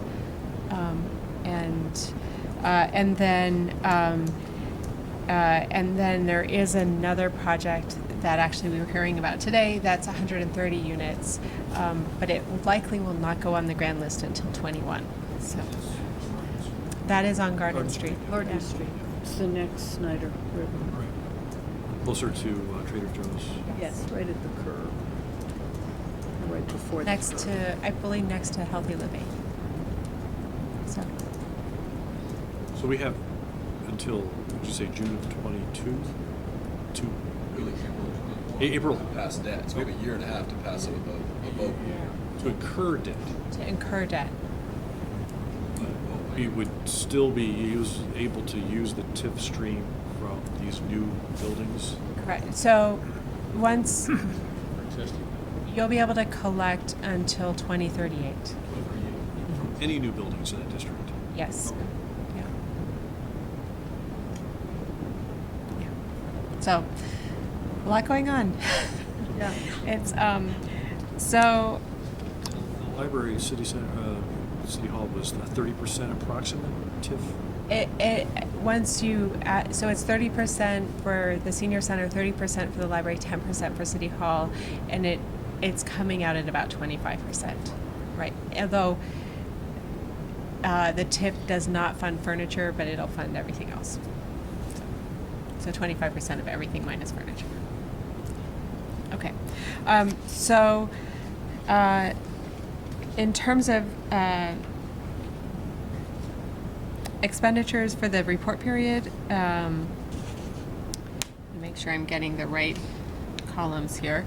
So in terms of TIF revenues, the city expended 1.26 or 1.27 million in TIF revenues.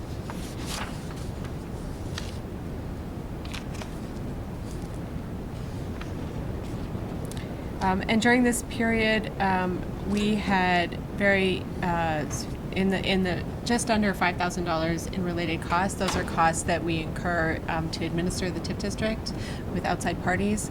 And when we report that, we do not report that in the numerical column because that's really a reporting of when we're reimbursing ourselves for those related costs.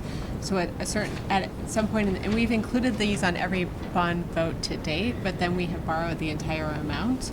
So at some point in the future, either we'll use part of a bond or we'll use we can directly pay, we'll ask for a direct payment from an authorization where we do not borrow the full amount. So,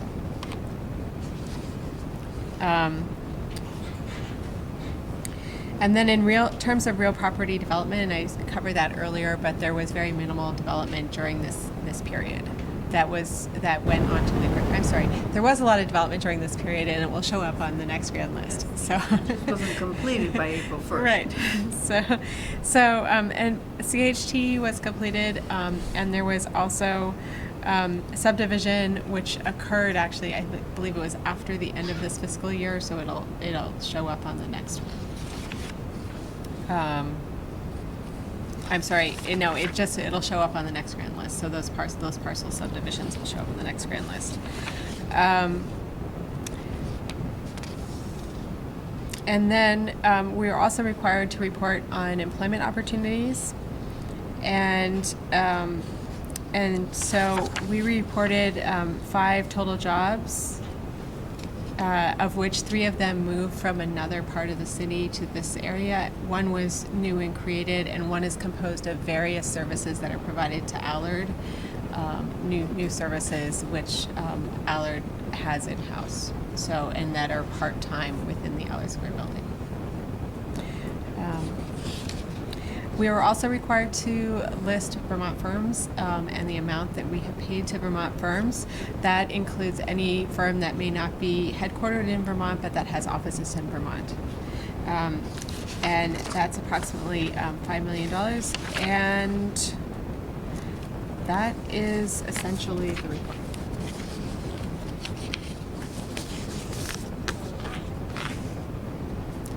A lot going on. Very much. When are you presenting? I'm sorry. Yes. So I sent it in last week, and I'll now send it in again, and then we'll be able, because I've been presented, we'll certify.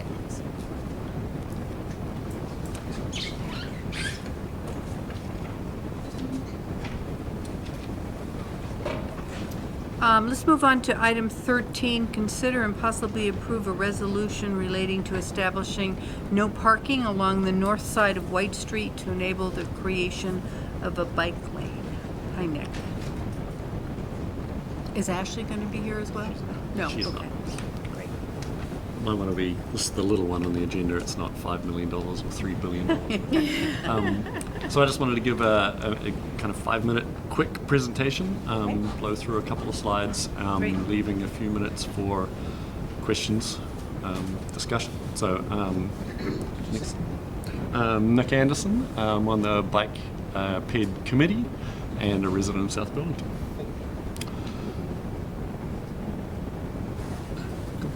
So a number of years ago, the Chamberlain Neighbourhood Airport Planning Committee had multiple different meetings, 16 meetings, to try and get recommendations on short, medium and long-term things to improve the Chamberlain neighbourhood.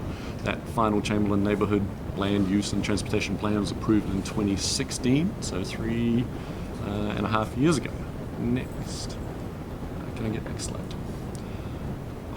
One of those parts of that plan was White Street, and it talked about potential changes to White Street. At present, the existing conditions on White Street is that it's got room for 2 cars, pedestrian sidewalk on one side and technically parking permitted on the north side of the road.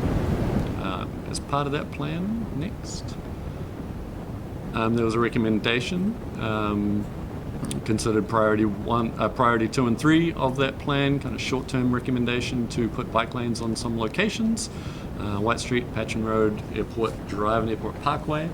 And so on the next slide, you kind of see where those were, and you kind of see where we're, the kind of status of where we're at. So Patchen Road was striped as bike lanes in 2016, Airport Parkway just done in 2019 near the end of the construction season, and so White Street could be the next, and then Airport Drive if we're looking at those priorities.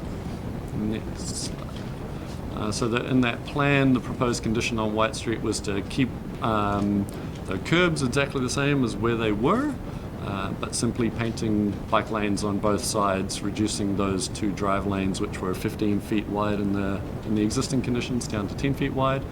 So it squeezes in room for bike lanes on both sides. No changes to the sidewalks or lighting or anything at this time. We're kind of just talking about a relatively easy win of painting the street. Next.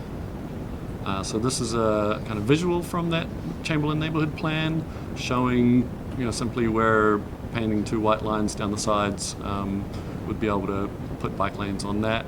As part of the plan, it did have a longer term recommendation that had sidewalk on that north side with lighting improvements as well. It was less far down the list, so to speak, in terms of those priorities. So this one's really just picking off one of those early priorities. Next. And this is that recommendations plan showing that White Street bike lanes were kind of in that short term, less than 3 years, which is now-ish, and the cost estimate there being negligible, essentially painting 2 lines down the road and putting up some signs. Next. So the benefits of painting those, not just for bikes, but those visual constraints of those lines on the road does have the potential to reduce speeding on the street. Having a tighter kind of area to drive in does restrict people and make them drive slower automatically. It would make it a safe route to school for Chamberlain neighborhood families who go to school there.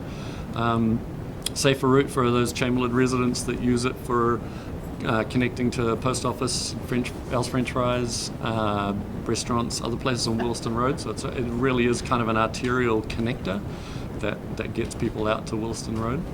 And there's a lot of people that use White Street as a connection through from Colchester and Essex, coming around the back of Limekiln Road and to there to get to Williston Road. And then, the more we get people on bikes and active recreation, the healthier our community can be. Next. So, to make bike lanes possible in there is the challenge of, at the moment, you can park on the north side of White Street. And so the only way to be able to paint bike lanes on there would be for the City Council to pass a resolution that makes it so that there is no parking on White Street, and then we'd be able to have the Department of Public Works do their thing. That is it. I move that we approve a resolution designating no parking areas on public roads and highways in the City of South.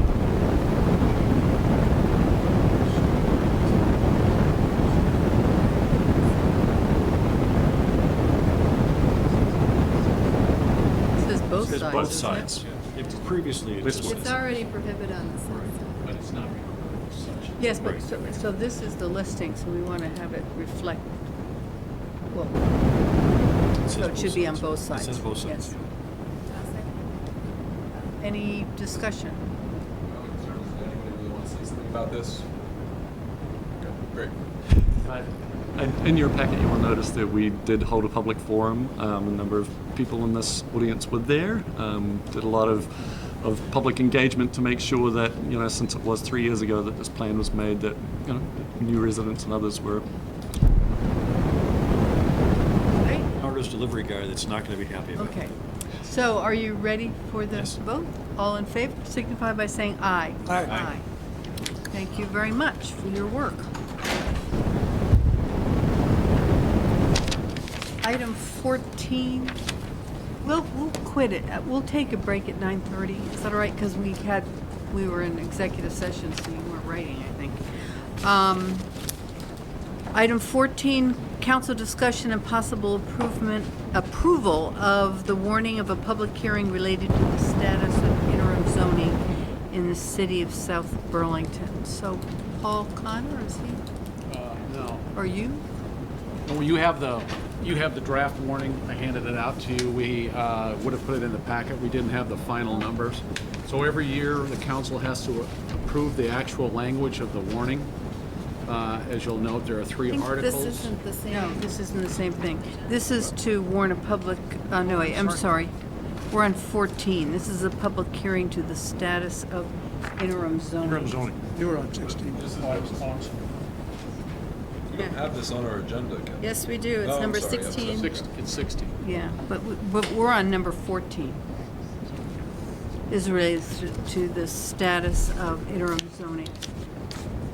So do we have a, We no, do. we just need to Establish a date, right? establish a date for that hearing. That would be the 11th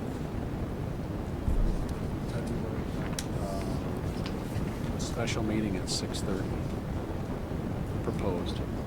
It's a special meeting? Tuesday, the 11th at Tuesday. 6:30. That's Yeah. Tuesday, the 11th, at 6:30. So what Our is your, council meeting before that. pardon me? When's our council meeting? It's The night the before? week before. Oh, week before. The week before, the 6th, I think, or no, No, 5th? 3rd. Third, sorry. And so this will be the following Tuesday. So that would be proposed be a meeting of, to hear the reports from the IZ committees. Right. And also consider whether or not you want to extend interim zoning. The interim zoning expires on the 13th. So I anticipate, a couple, maybe 2 hours, so we can hear all the reports, have a discussion, and use that as the basis of whether there is a need for extending IZ. We have something new to hear anything new from the team. Yes, that's right.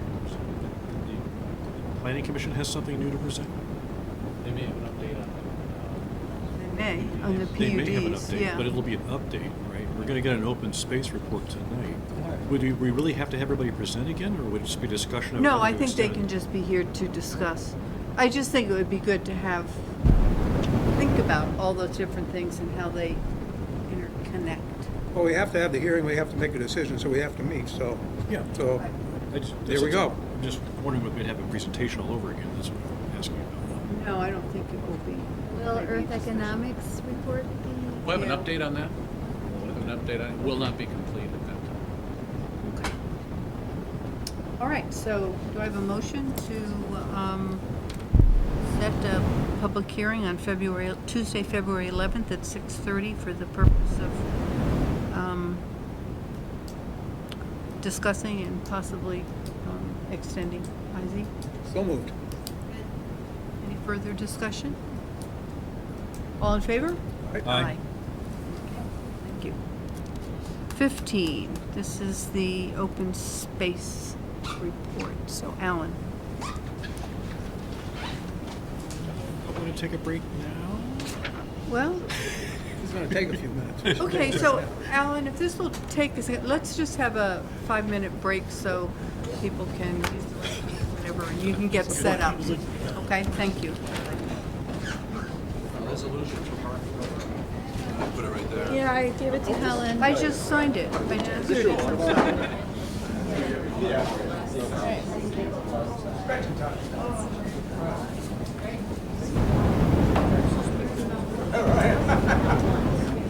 Okay, I know for, I think to ask you about later.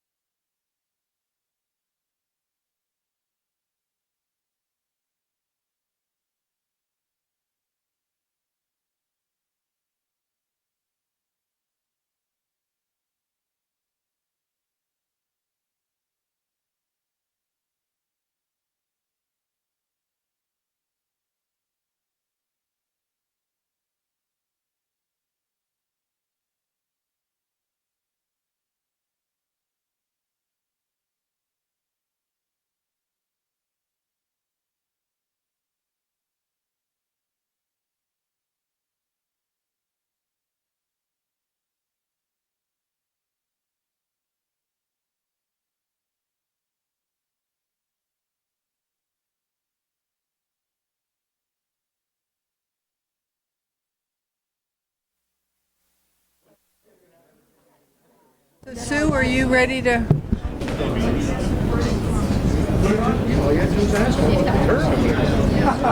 He is in the back of the room. Okay. I think so, yeah. Hey, Tim? Oh, good, thank you. Well, I mean, it was really thorough, but this is meant to sort of be the highlights or more or less the findings and whatever. Yeah.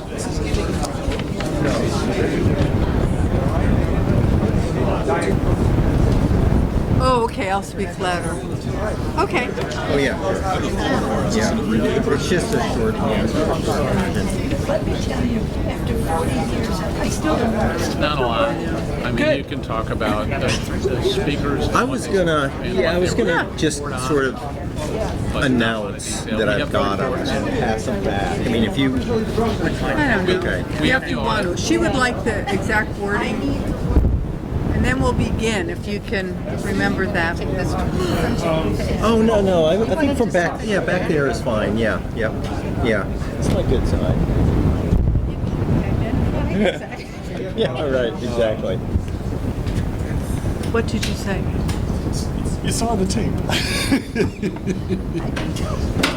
The tape won't be out for 3 days, right? Yeah, that's the problem.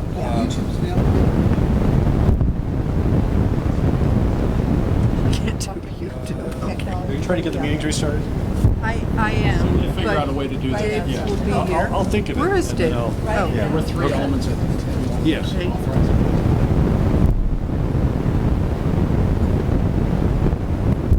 Okay. I'd like to call back into session the South Burlington City Council meeting of Tuesday, January 21st, 2020. We are on item, let's see, which item is it? 15, and we will be receiving a report of the Interim Zoning Committee on Open Space from the Chair, Alan Strong. Thank you very much and welcome. Thanks so much. My name is Alan Strong. I've served as the chair of South Burlington's Interim Zoning Open Space Committee. And on, I guess I'll say on relatively short notice, I sent our full report to the committee over the weekend. I have a few versions of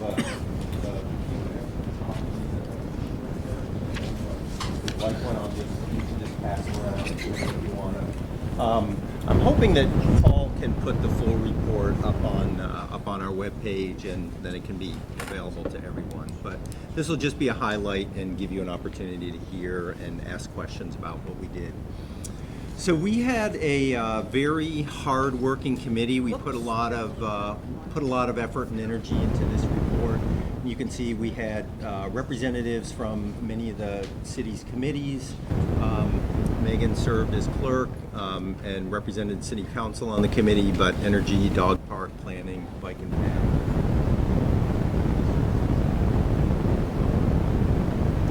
So importantly, and this is something that we refer to quite liberally in the report, this was our charge from City Council. The prioritization for conservation of existing open spaces, forest blocks, and working landscapes in South Burlington, and the sustenance of our natural ecosystems, scenic view sheds, and river corridors. And so the way that we went about our work really focused on this charge and was designed to take this as really the focus of the work that the committee did. And as you know, there's been a lot of work that's been done on open space in South Burlington, so this report builds on a lot of the other reports that have been done by past committees, past efforts. So we had two tools that we primarily used to do our assessment, and these were two spatial databases, one of which, called the South Burlington Natural Resource Inventory,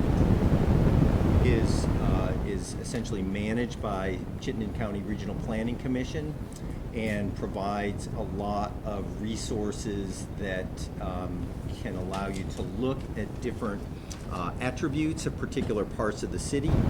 And we combined that with Vermont Agency of Natural Resources Biofinder database, which also has some great resources on natural communities, rare and endangered species, larger landscape scale areas for conservation. So those are really the two sources that we used. So the densest slide, I guess, that I have up here just goes over our methods, and it's a little bit complicated. We essentially had a two-tier approach. We started with a candidate pool of 189 properties in the city that had two criteria. They were greater than 4 acres and had less than 10% impervious surface. And we know that there are some smaller parcels out there that could have natural resource value, but we had a limited amount of time and limited people power, so this seemed like something that we could work with and really truly assess. And so that was the first cut. The second one in Tier 1 was these areas had to overlay with what are called the highest priority and priority areas in BioFinder. And so this is essentially regions that have been looked at a statewide scale, and you can see up there, they're critical for maintaining an ecologically functional landscape and important for ecological functionality at the local scale. So in essence, those were the first two criteria in Tier 1. So a parcel had to meet all three of those: size, impervious surface, and be in BioFinder priority areas. From there, we looked at parcels in 5 different categories, and these were, as best we could align, directly related to our charge. So we had 5 different categories: water resources, wildlife habitat, forests, aesthetics, which in essence kind of boiled down to view sheds, and agricultural or working landscapes. And so these had different subcategories. So in total, we looked at roughly 14 or 15 different attributes for every single parcel. So 5 different criteria in water: riparian connectivity, wetlands, source protection areas, 100-year floodplain, Lake Champlain's shoreline. And you can see those criteria: 5 for wildlife, 3 for forests, 2 for forests, 1 under aesthetics, and 2 in agriculture. And so those were, in essence, the group of attributes that we looked at to evaluate each parcel. A couple important considerations or assumptions that are worth noting. First and foremost, we used a parcel-based approach. So we did not try to look at whether or not a particular parcel only contained 10% wetland or 5% wetland or 3% rare and uncommon species. We said if it had that attribute, it got a check, or that resource was present. So the parcel was really our sampling unit that we used. Secondly, importantly, it was a mapping exercise, so we were not going out and field or ground truthing our work. We used the data that were available in these online databases, and that was really the source of our information. Third, we used a presence-absence approach, so parcels got a 1 or a 0 for each of these attributes, so there wasn't a gradation. It wasn't, again, like 50% of this, 50% of that. It was either there or it wasn't. And then finally, the committee took a lot of care to be as objective as possible. We tried to split up the work. We did it in a way where we checked ourselves. We had a lot of processes in place to double check to make sure that our assessments were as accurate and objective as possible. So we weren't trying to pick out favorite parcels, ones that we would present as priorities for open space conservation. Yeah. You said it was primarily a mapping exercise, but did some of your members have field experience and could use that information to help with the exercise? Yes. I guess what I would say, though, is in the end, I mean, if I go back to these criteria, probably the only one, well, maybe I shouldn't say that. Well, the main one where there probably was some opportunity for subjectivity came under aesthetics. And, it's like beauty is in the eye of the beholder. And so there were a few parcels where our committee members said, this is really an amazing forest. I mean, it's not huge, but it has, big trees or a really nice sugar maple stand, something like that. Some arguments were made there. The other one is we did have one of our committee members actually did some digitizing of some of the habitats in South Burlington. So a lot of the BioFinder database, it's done at a statewide scale. So when they look at important forest blocks, they're looking at big forest blocks. They're not looking at the types of the sizes of forests that are in South Burlington. So Duncan Murdoch, one of our committee members, actually did an exercise where he digitized the smaller forest patches in South Burlington. So to some degree, but a lot of it really was based on, in essence, it's repeatable. So someone could go to the exact same databases and presumably come up with the same assessments that we came up with. I could just say too, my husband's a master naturalist of South Burlington, so when I looked at the parcels that I was responsible for, he helped me based on his ground knowledge of those parcels. So just so you know. So this is a map that shows the 189 parcels. We had some challenges with using the property value, or the 9-digit values that are in the grand list. So we actually, these are all correlated with a grand list number, but we used our own numbering system. It simplified it quite a bit. So these are the parcels that we looked at across the city. And for the results, this in essence just kind of shows our winnowing down process. So 189 parcels, 133 of those, or about 71%, were in those BioFinder priority areas.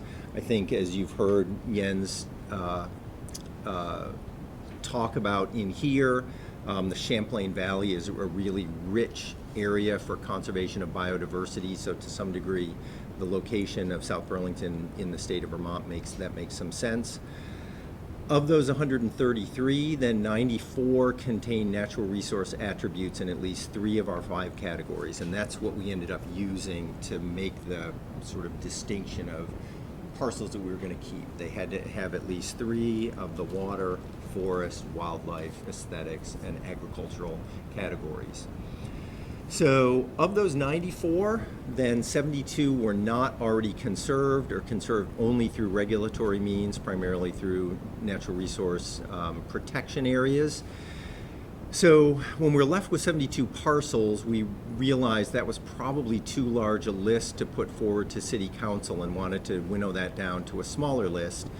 And so we came up with a group of 25 priority parcels for conservation, primarily using 2 criteria. And so I'll sort of show that here. It's not as large as I hoped that would be.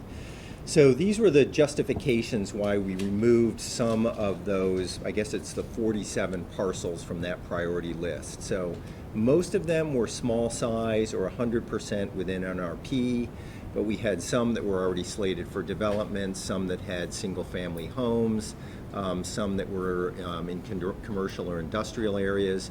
And so we ended up winnowing that list based on a number of, you might say, somewhat subjective criteria, but I think ones that really aligned with the charge that City Council gave us in terms of trying to develop a reasonable list of priority areas for conservation. So this is our map for the high priority areas, and you can see the ones that are in the vibrant pink. Those are where they're located throughout the city. So 20 of them are in essentially private ownership, which amounts to about 1,000 acres, a little over 1,000 acres, and 5 of them are UVM properties, which amount to about a little over 300 acres. And I'll explain a little bit more about this map in a second, but one of the things I want to mention here is that from the standpoint of our committee, we really saw 3 primary areas within the city that are important resources that, in essence, are really the responsibility of the city to conserve that ecosystem functionality of these areas. So the first is the Great Swamp, and the IZ parcel numbers refer to 6 different parcels that contain areas that are around the Great Swamp. As you know, nearly 100% of the Potash Brook watershed is within the boundaries of South Burlington, so that's a watershed that we are essentially responsible for, and we are the ones that are responsible for that, the water quality coming out of Potash Brook. We have half of Muddy Brook, essentially, in our community in South Burlington, and in the north part of the city, we are adjacent to the Winooski River watershed as well. And then a few UVM properties that I'll mention in a second. So I'm just going to walk up to the screen here and just point a couple of these out. So in what you're seeing here in the center is the Potash Brook watershed, and you can see we really have a lot of these properties have drainage, have areas that drain into Potash Brook. So this was kind of one of our central areas for priority. The Great Swamp, a lot of our areas hit this where we feel there's some vulnerability in terms of protecting this really vital resource down here in the southern part of the city.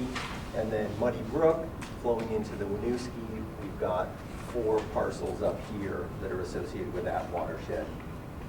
The UVM parcels are kind of spread out. I didn't really talk too much about them.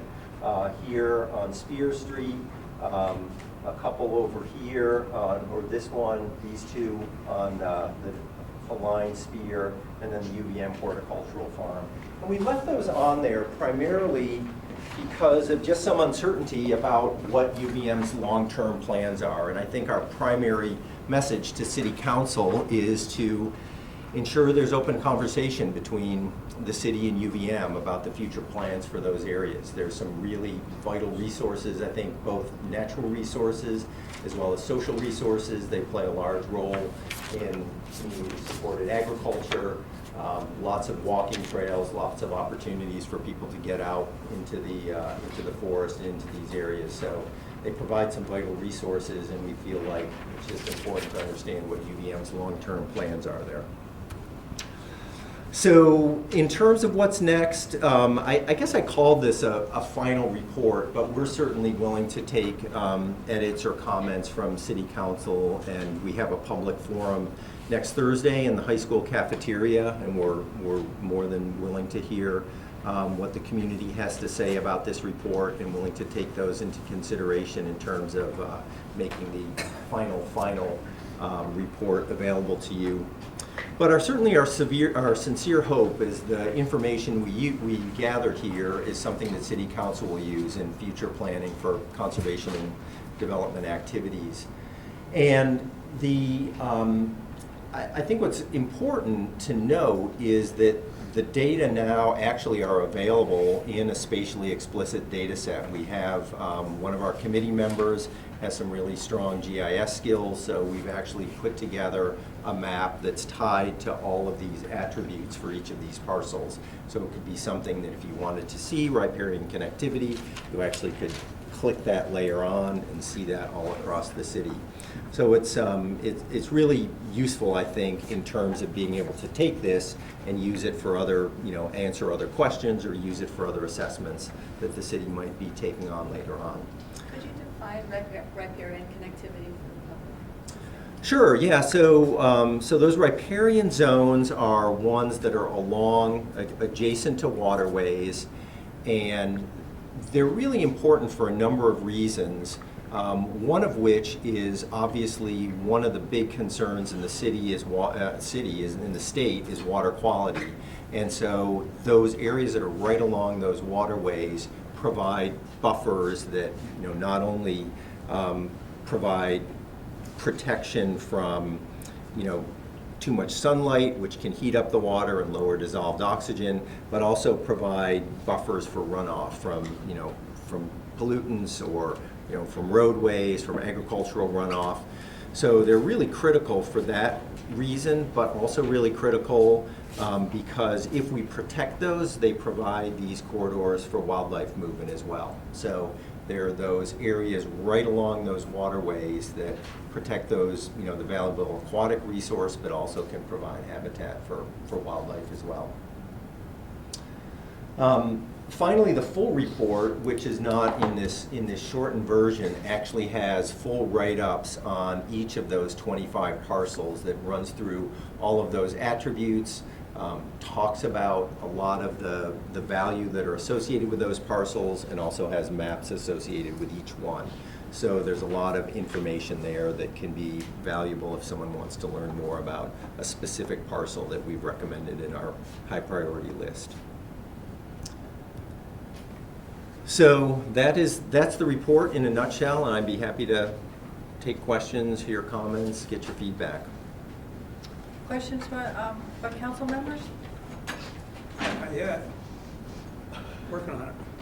Well, you didn't read the whole report? It's a long report. I tried to get through the whole thing and didn't quite, but very thorough, so I think it'll be really helpful. For the, Yes, you may. For the highest priority parcels, do you include in the report like who the current owners are, and have they been approached by anybody interested in conservation and what their inclination might be? We have not. I mean, I think in some cases we sort of quote unquote name them by ownership, but we have not approached them. And it's always a challenge when you present something like this publicly.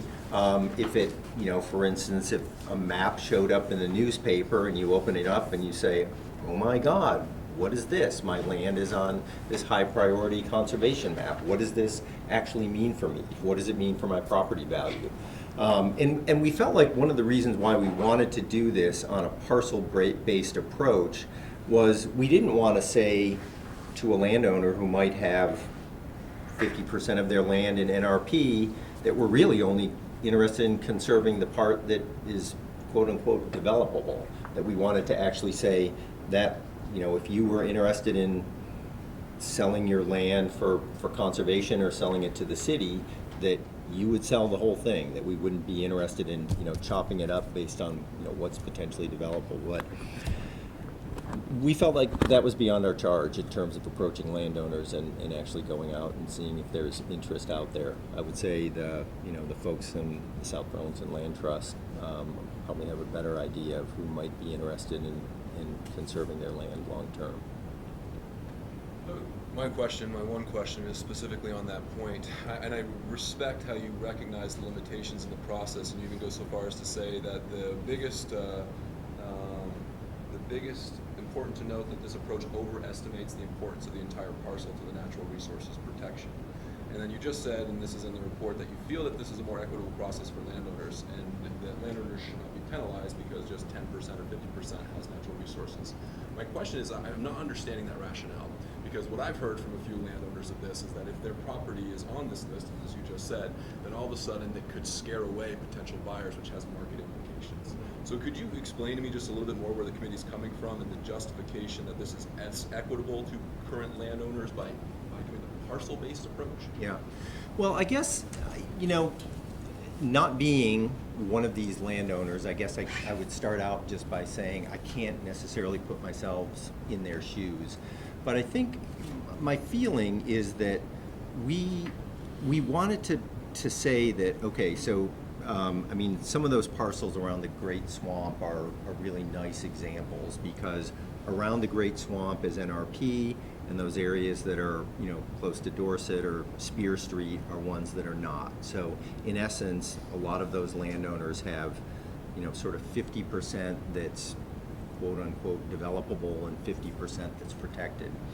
And so our feeling was that those resources, especially if you're sort of thinking about NRP or like take the Great Swamp, there's value to buffering those particular areas. I mean, there's value to saying that, not only is the Great Swamp important, but it would be nice to have a little buffer around there so we're not building right up to the, to the edge of the forest. So I think our idea was to say that if this particular parcel is in essence already 50% quote unquote conserved, we don't want to penalize you for that by saying that the other 50% is all we're interested in, or by saying that you actually, everything is, sort of taken care of or conserved already by that NRP designation.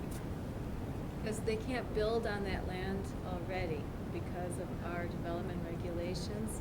So what we're saying is if we are truly, as a city, going to invest in this parcel for open space conservation, we will keep you whole by taking your entire parcel, as opposed to just keeping that NRP designation, and they can only sell it knowing that only part of it can be developed, but yet it's all one parcel. Does that make It sense? does. And I'm generally accepting of this if the limitation of the use of this report is just to inform future councils, so that when a property possibly comes online, like the Eau Claire property or the Underwood property, that if it's not on this list of 25, then we probably shouldn't consider it nearly as much because we went through this deliberative process.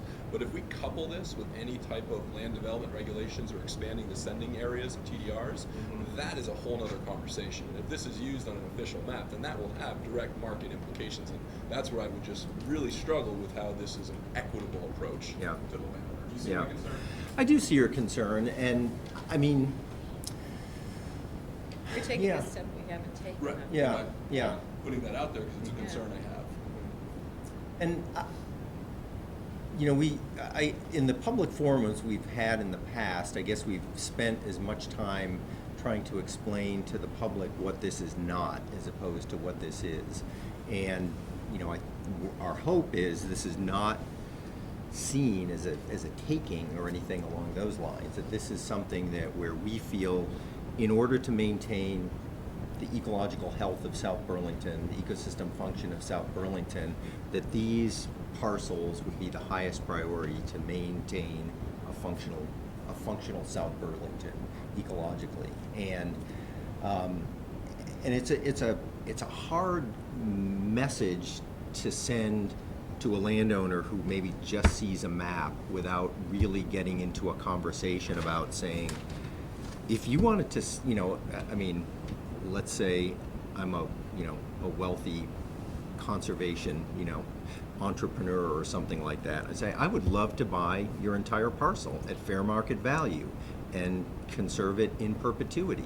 I mean, that would be, I guess, where I'm sort of going with this, is saying that would be, best of all possible worlds, I think, in terms of kind of saying, let's just conserve it, and let's make sure that the landowner gets what's fair for them.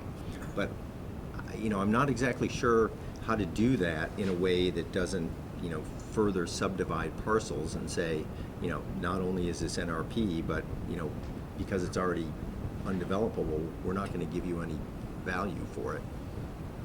So your committee attempted to do this, or the effort was a non-biased kind of just prioritization of open lands based on our criteria, without regard to who owned the lands, who might be interested in developing what, or anything. It was just, this is from a natural resource perspective, this is what we came up with in doing this work. Yeah. Without regard to who might like it and who might not like it or anything else. Who might be a willing seller or who might not be a willing seller. It's just a natural resource conservation map that your group recommends and suggests would be in the best interest long-term from a natural resource, environmental sustainability perspective, right? Yeah.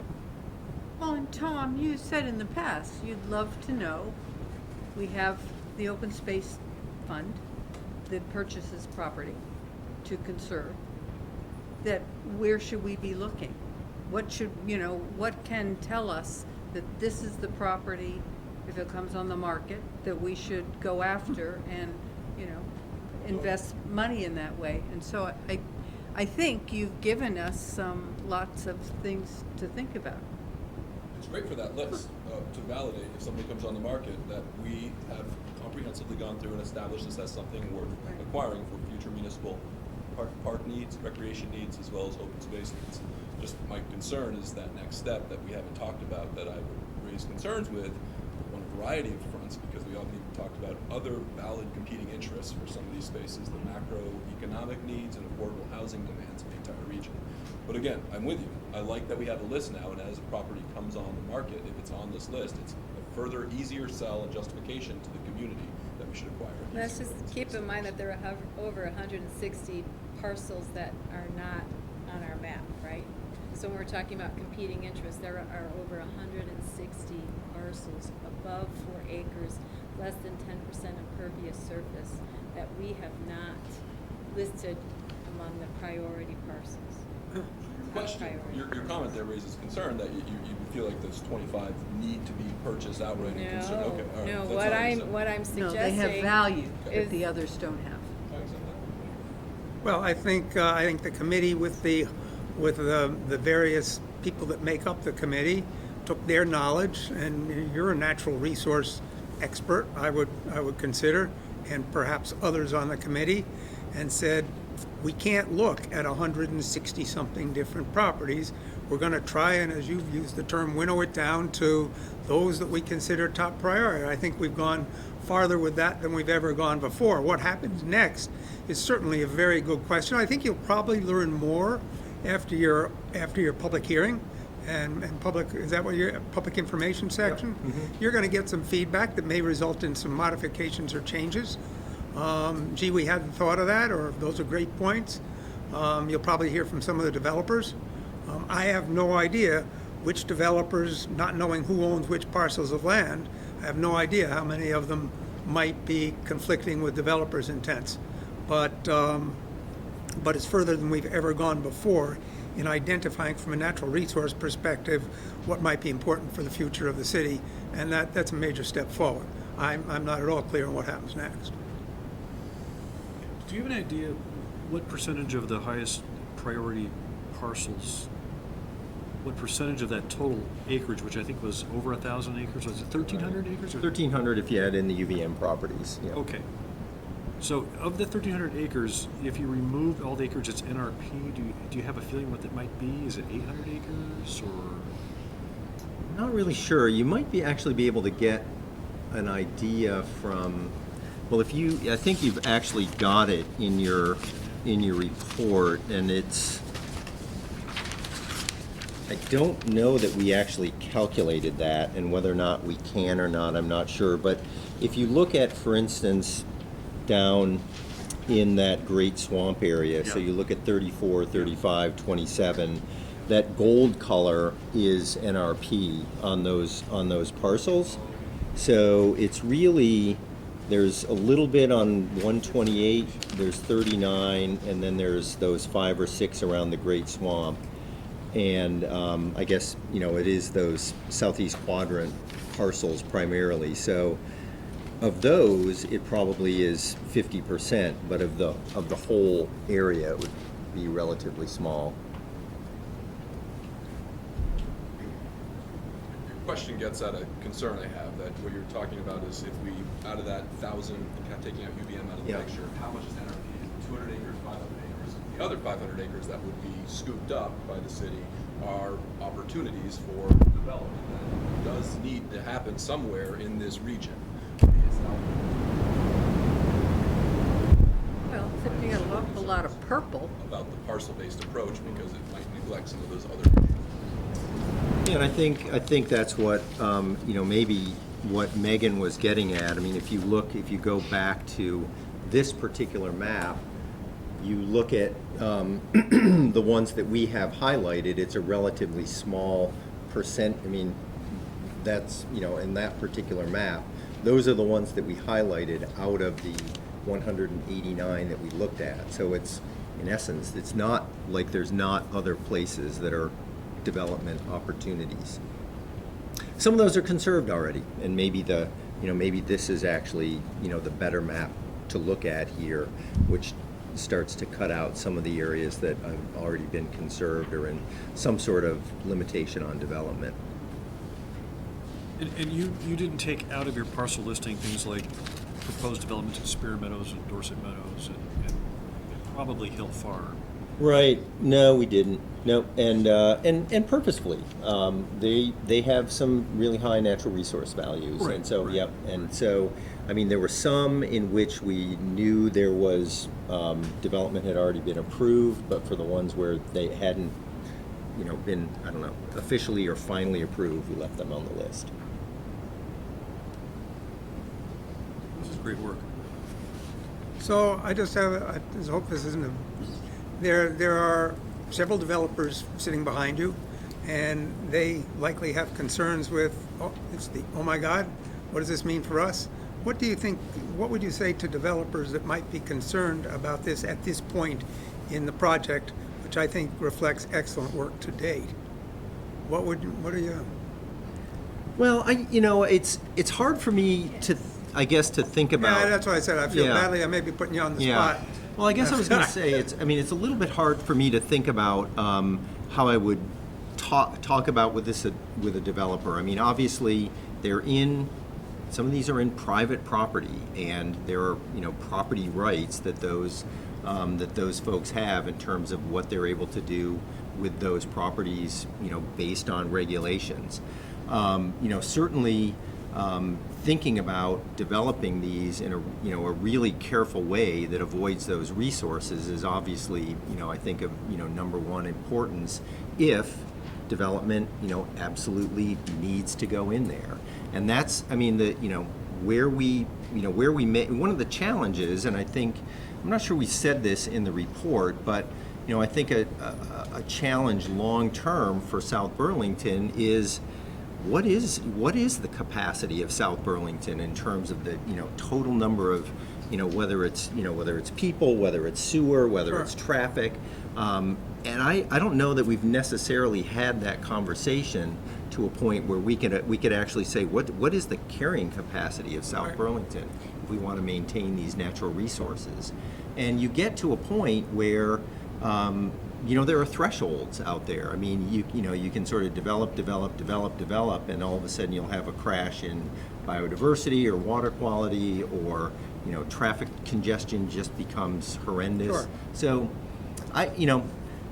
I guess I would say if a development has to go on one of these parcels, anything we can do to minimize the damage to natural resources is really important. And thinking about not only following regulations, but also trying to think about doing this in a way that's as carefully crafted as possible.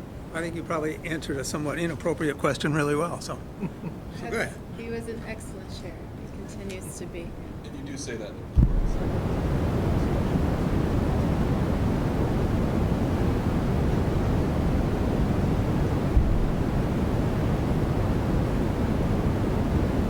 Are there people in the audience who feel compelled to speak as well? Sure. Liam Murphy. Good evening. My name is Liam Murphy. I'm an attorney with MSK Attorneys. I'm here representing the O'Connells who own the Windjammer property. Liam Murphy. I guess we're disappointed that this presentation is being made to you tonight at this point. We think it's a little backwards. The public hearing on this is being held on Thursday night after it's being released, and we think that the presentation to you as a city council should have at least waited until it was presented to the public, presented to those parties whose property are affected, and the 25 property owners that have been identified are truly going to be affected severely by this designation. In any land use situation, zoning, Act 250, any of those, the designation of the property being a priority conservation project will automatically make the property potentially totally undevelopable.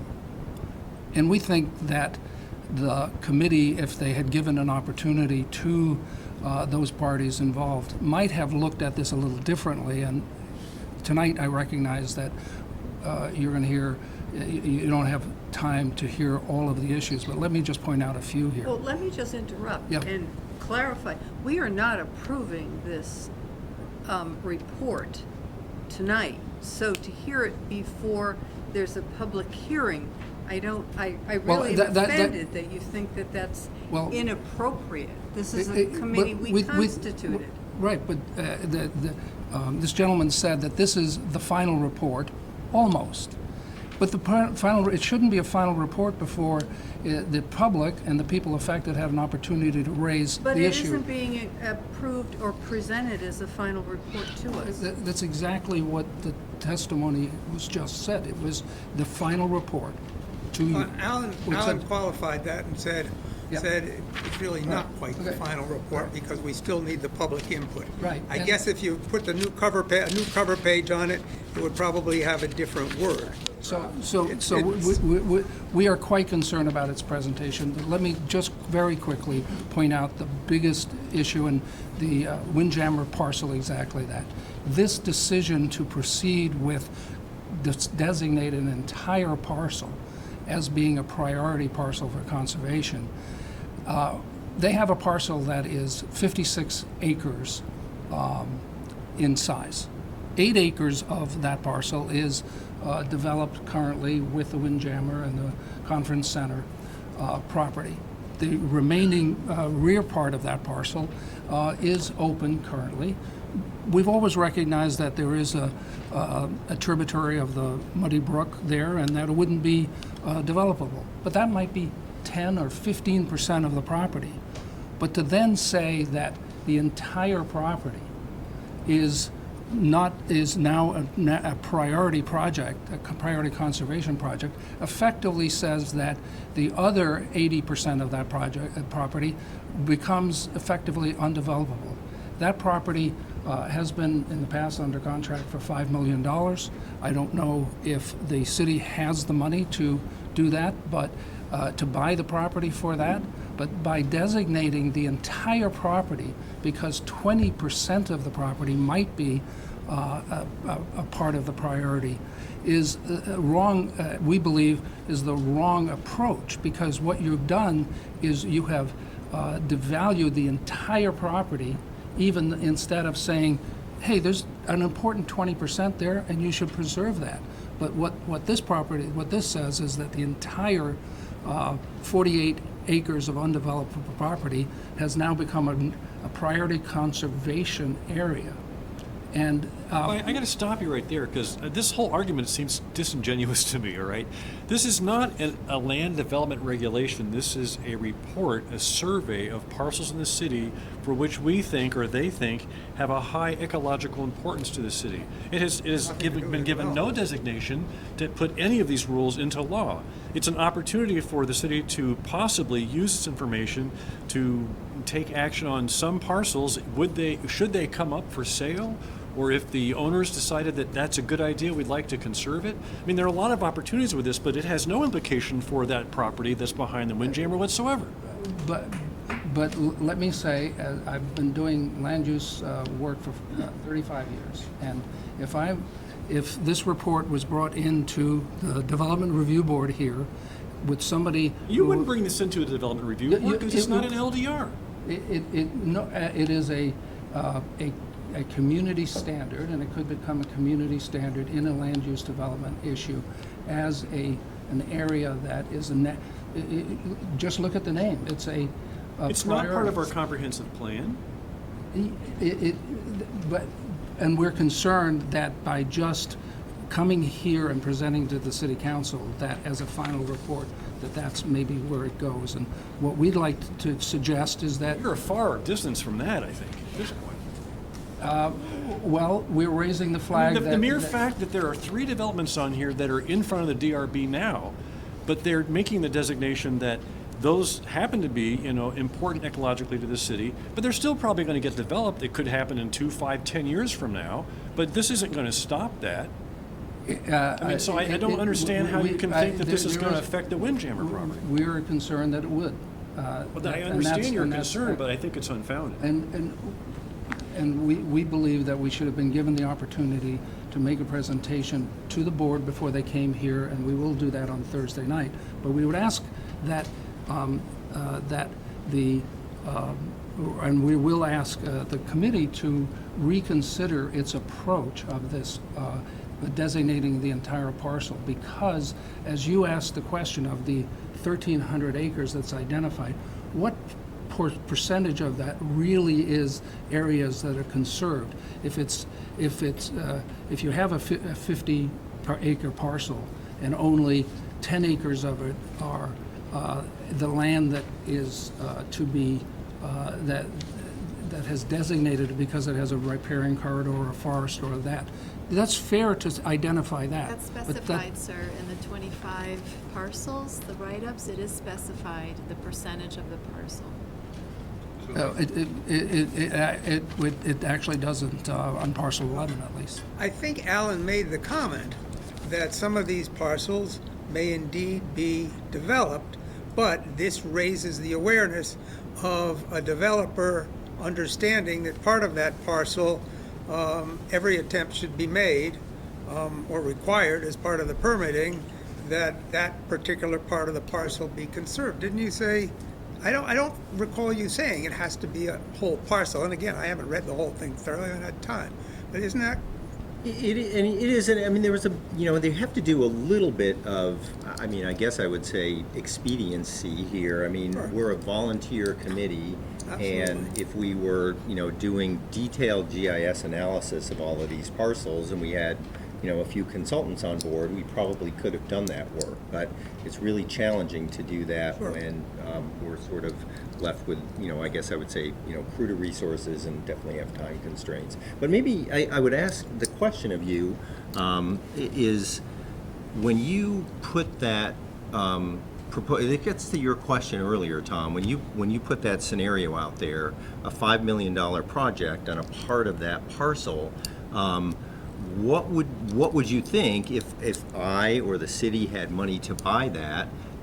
Would you prefer us to buy just the wetlands and allow you to develop that, or would you prefer that I just buy your whole property and we're able to, in essence, sort of conserve the whole thing? I don't think Yeah. the city is going to be able to have the resources to buy these 1,300 acres of land, and therefore, by designating them as these priority conservation area, you're stigmatizing them from a market value, and because of the potential of it being used in land use regulatory bodies as a way to say these parcels shouldn't be developed at all, not just the resources that are on there that you've identified in general. And as you said, just the fact that if it has a forest, there's no quality given to anything. It's either it's on there, or it's not on there. You get It said three to of the them, west and then there's a of the parcel. property. It did say to the west of the Well, property. I thank you Thank you. for I- sharing. I'm sure there'll be with others who us. have- You'll have Thursday, you'll be able to have perhaps a longer conversation. We're not really here to debate. I'll make one other just quick comment is the 2002 Open Space Report actually marked priority conservations on a map 18 years ago. I don't know if the Windjammer was on that map or not, but we've developed a lot of those areas that were in the 2002 priority areas. It hasn't necessarily, This isn't law yet, yeah. but yeah. thank you. I think you wanted to speak.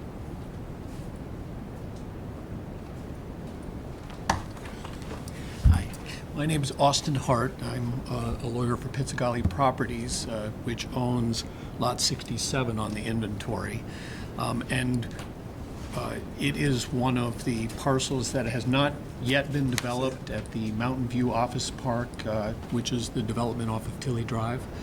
And I think we're trying to understand what your process is and what this means. So I'm hoping you can help us work through this. But we looked at this map and we reacted exactly how you described, like, uh-oh, we're bright purple on this map and we're a high priority conservation. What does that mean?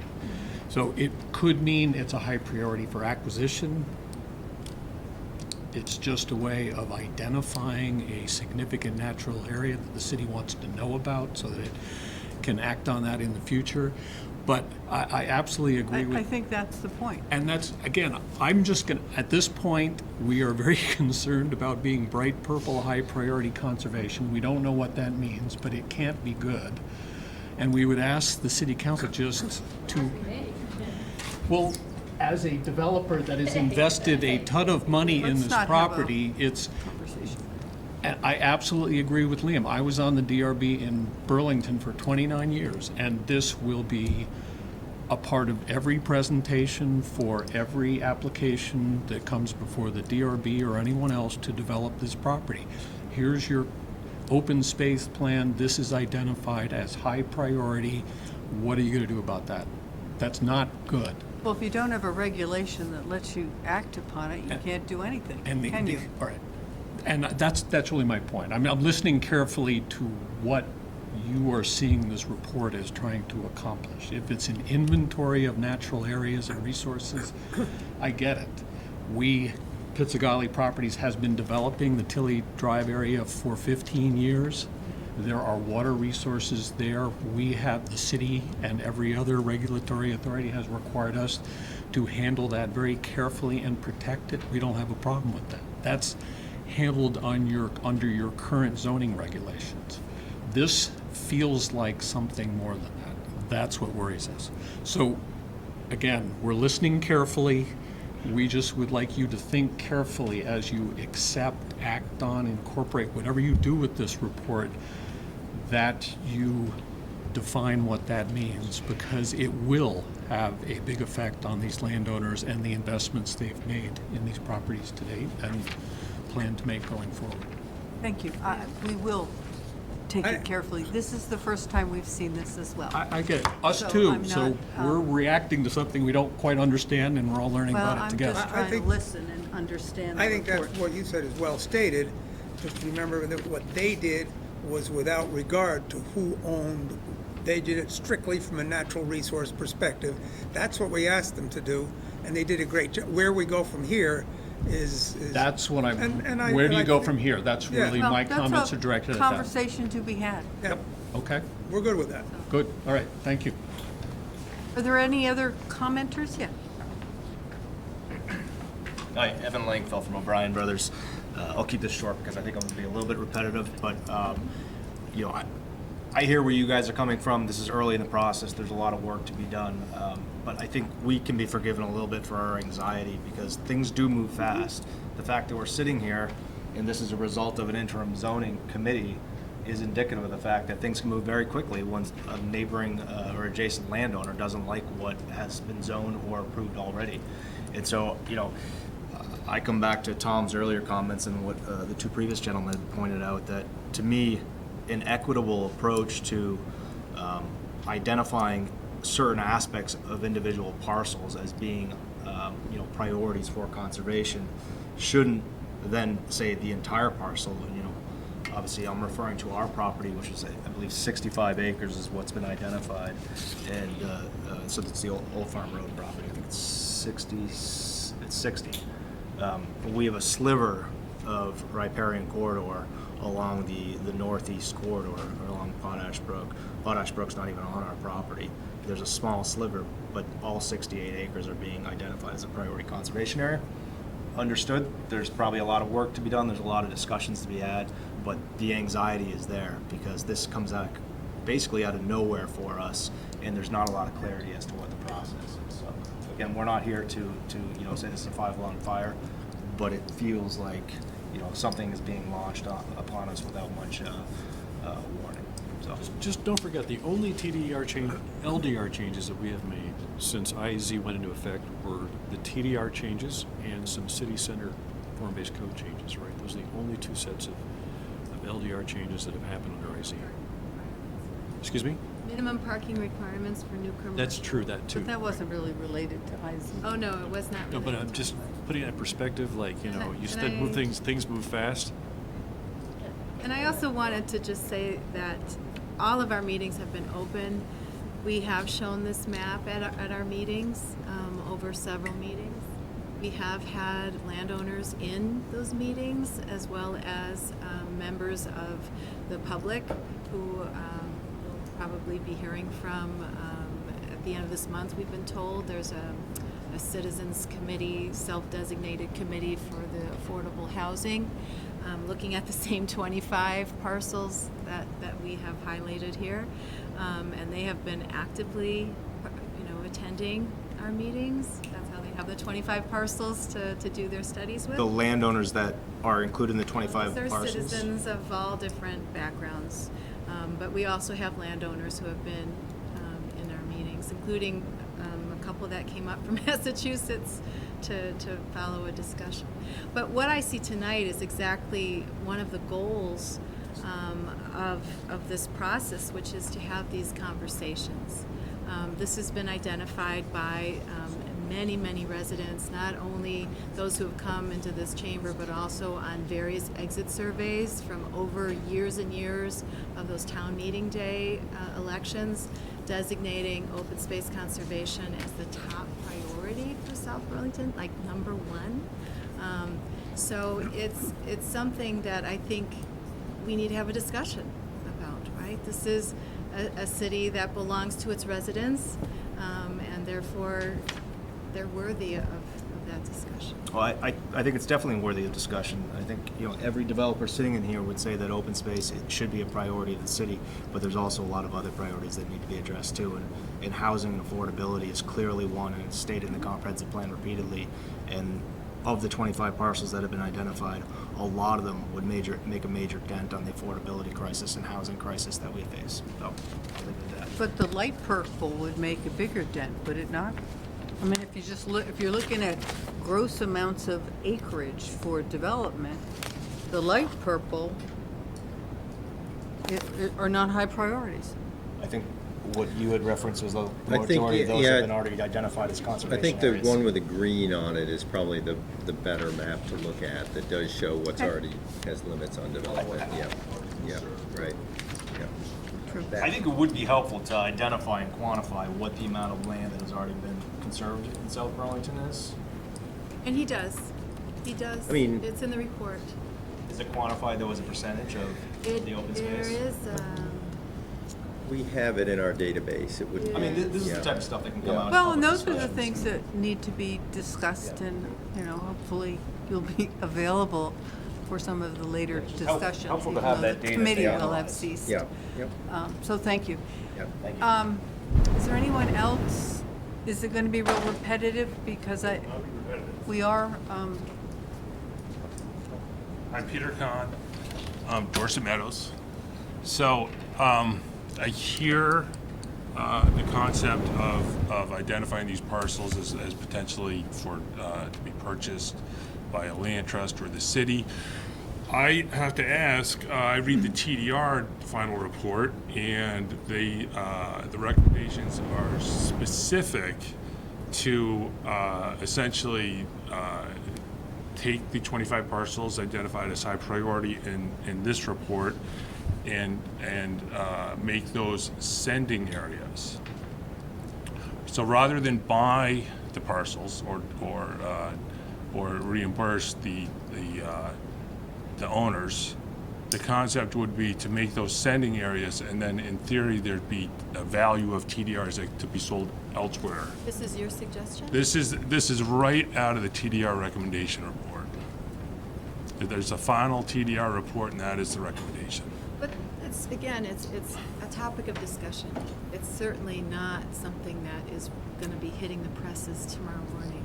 I mean, the question was put by, I think, Liam, what happens with this, or in any event, it was answered essentially that, well, this is a list of potentially purchased, but I'm not seeing that. I'm making a link with the TDRs, and what is your, I guess, how does the city council feel about that? Because that, to me, seems the 2 + 2 = 4 equation, frankly. As one voice in this council, I am against adding these to the sending areas for TDRs. I think that would destroy personal property.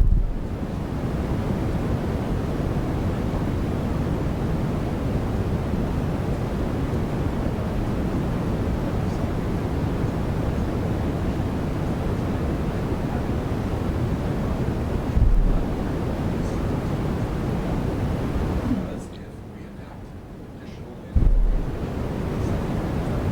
employ the market value by loan. Absolutely. So that's what we're wrestling with here, and we as a council owe them a fair hearing.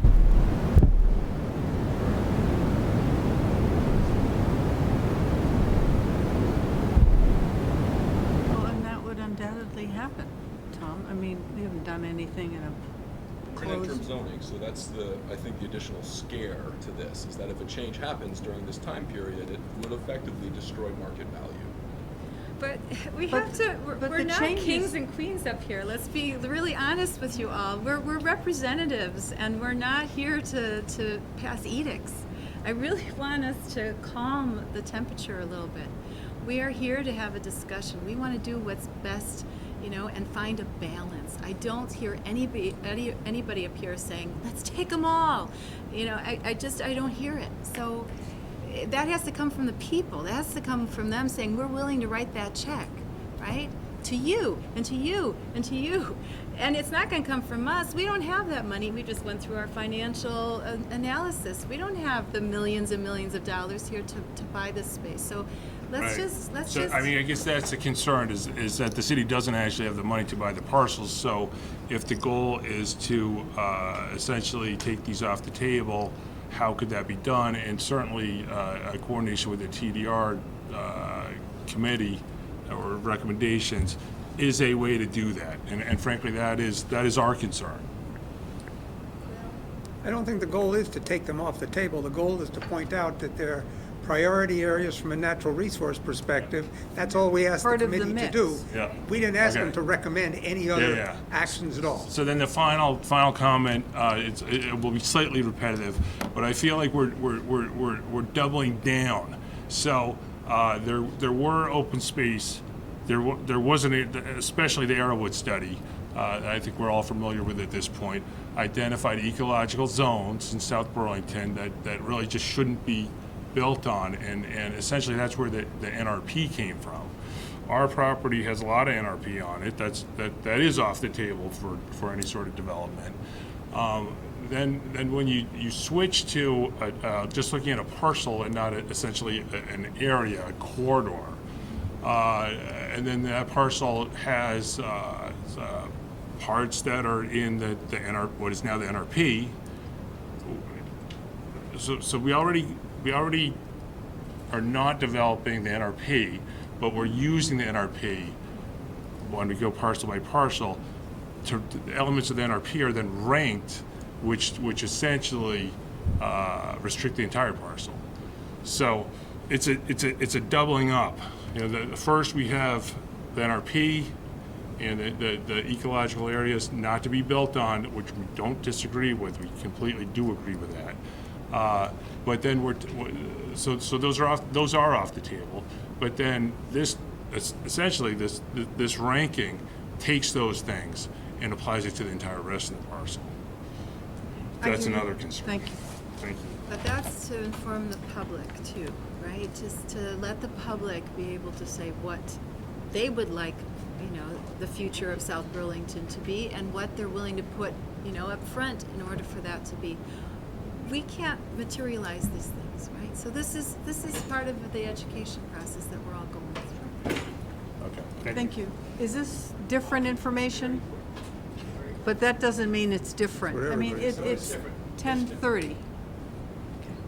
Because you're going to have an opportunity on Miles to go before we sleep. Yeah, I mean, this isn't the final hearing, gang. So, But I'm Jeff Nick. please give your name, I'm sorry. I'm Jeff Nick. I'm one of the owners and partners in the Hill Farm. It shows up in pink with a big red line around it. 76. And a little over 100 acres, and about 20 of it, maybe, should be on that map, but not the entire 100 acres. And I think our concern, and I think I echo everything that's been said so far, how is this map going to be used over time? Because everybody in this room 10 years from now is probably not going to be here, and your planning staff will be different, but yet this map will exist, and how it will be interpreted in moving forward.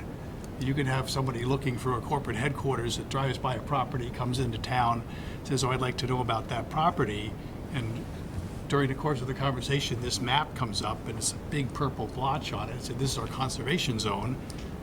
That potential buyer is gone. We're never going to get the phone call. So I'd be very concerned about how this map gets used over time.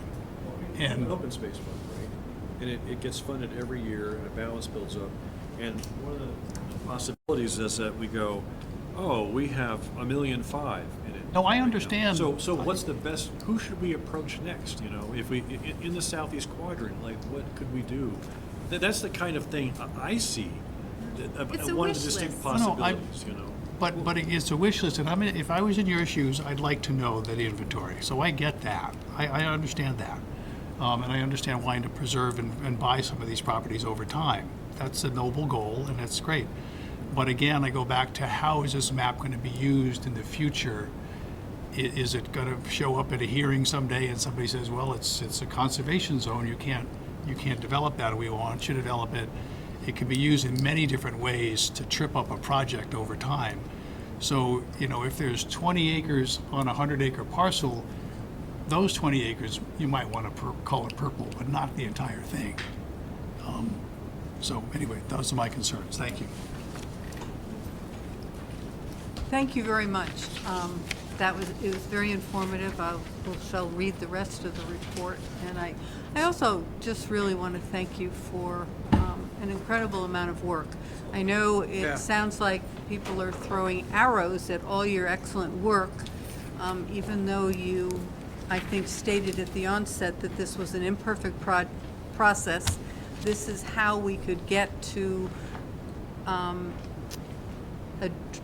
answer the questions we were asking as a starting position, giving you some feedback and I think and identifying some really important areas, and I think that is really important to everyone's understanding, even the people who own the land. Yeah.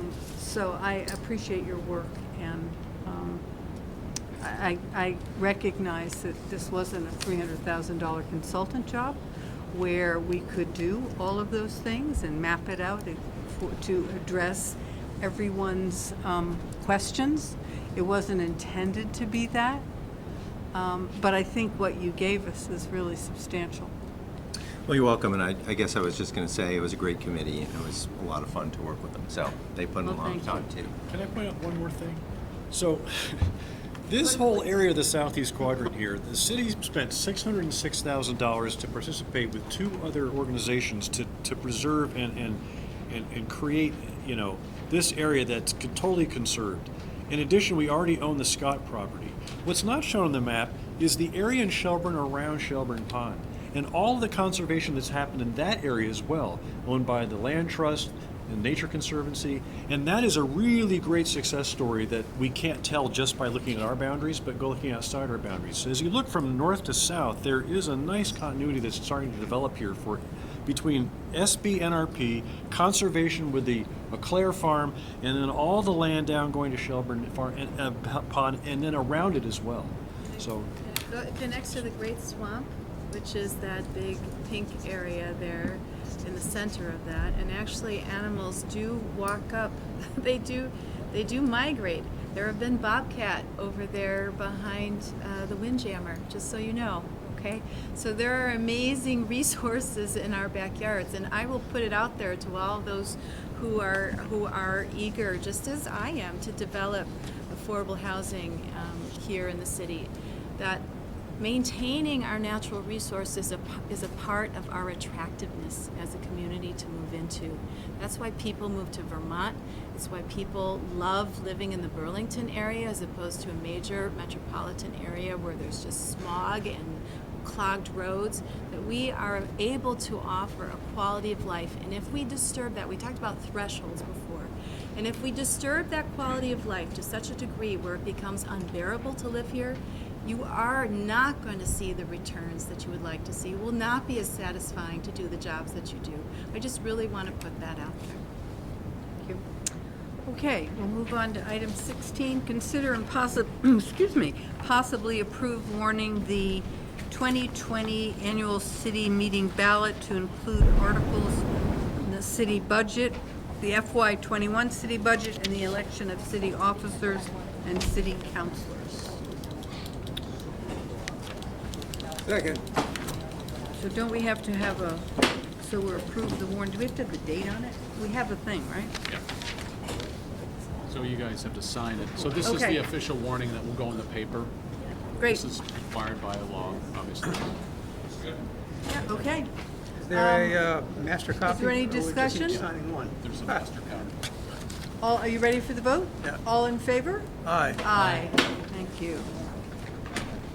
let's go back up to, Boy, the room emptied out pretty readily. yeah, well, announcements and city managers report. What announcements? Tom, do you have any? Megan? Well, we went to a pretty fantastic meeting afternoon, I guess. This afternoon, yeah.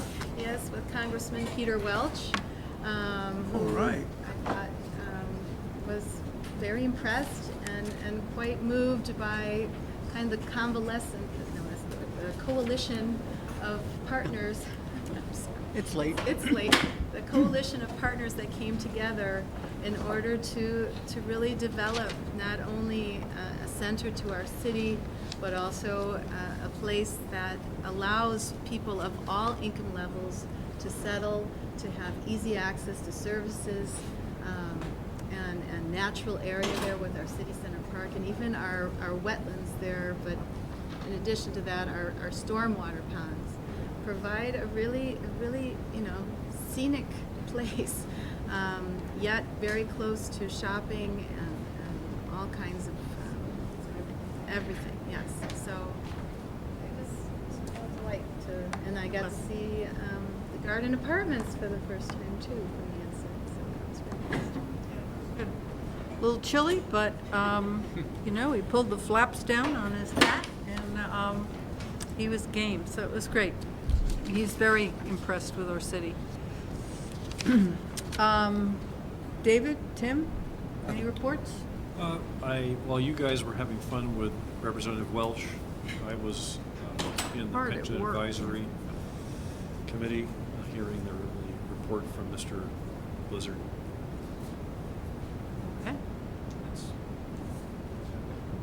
All right. Let's see. I went to the same meeting. I think that's all I have to report. Oh, because when we get, yeah. And you all know about Thursday's meeting at 7 at the high school cafeteria. City manager report. Very quickly, tomorrow night, you have a steering committee meeting that starts at 6 p.m. at the Tuttle Library. It's 1 hour because the school board goes into their meeting at 7, and you have a special session at 7:15 tomorrow night. I was also at the meeting today with Congressman Welch. I think it was great. Thank you, Helen and Megan. Thank you for attending. I know others had conflicts, and so I appreciate your coming. Thursday, I'm appearing before the Senate Finance Committee to talk about TIF amendments to statutes, along with a couple of other city managers. I am working with Dr. Schwartz as requested by council to look at parking issues for his property, and he's been very accommodating of those discussions. We're working with landowners on the Williston Road streetscape, really as we beginning to get some plans to work with them about what would work best for everybody. And those conversations are going well, and I'll just leave it at that.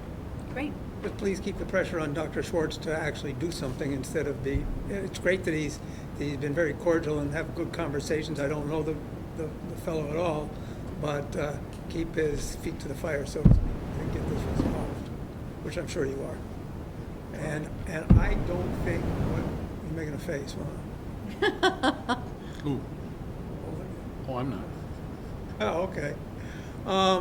I don't think I'll make the steering committee meeting tomorrow. I have a field trip that won't get back to campus until after 6. Okay. Tomorrow. And I've got to get home and feed the dog before I can go anywhere else. I'll probably be 6:45. I don't think there's any point in going at that point. But it should be an interesting meeting. I'm sorry I'm not going to make it, but we're all of the same mind. But you so will make our meeting. I'll make your meeting. Okay. I'll make our meeting, yeah. Alrighty. Okay, move on to item 8, consent agenda. I would entertain a motion to approve the consent agenda as presented. So approved. Second. Any discussion? All in favor? Aye. Good, all right. Reports from counselors on committee assignments. Do you have anything, Tom? And we heard the pension. I had Airport Commission meeting. I want to really, maybe I already reported on this. January 15th? No, that was,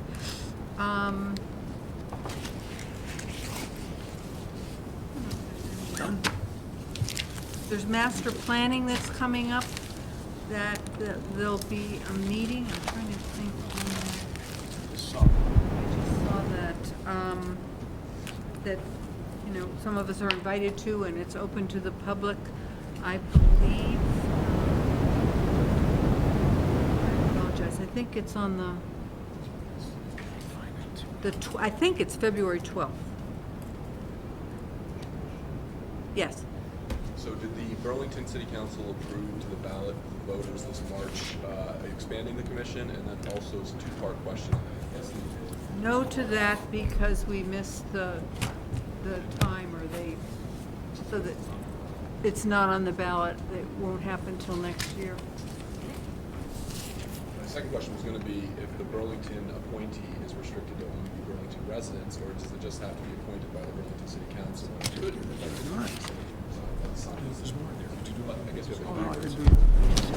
Yeah.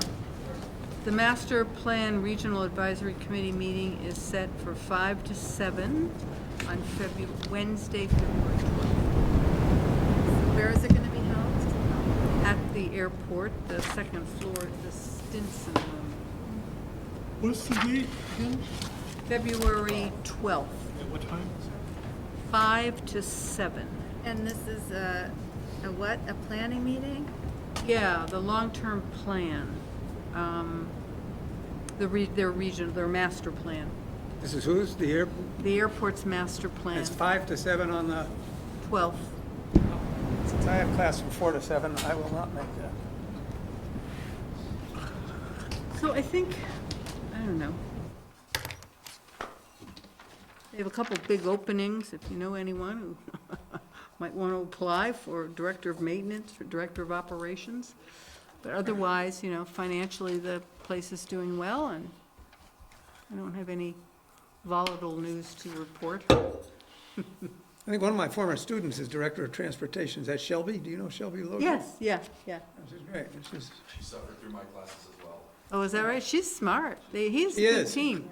I'm impressed I had her with in for as a guest speaker last semester. I am impressed both with the management of the airport director and the team he's pulled together.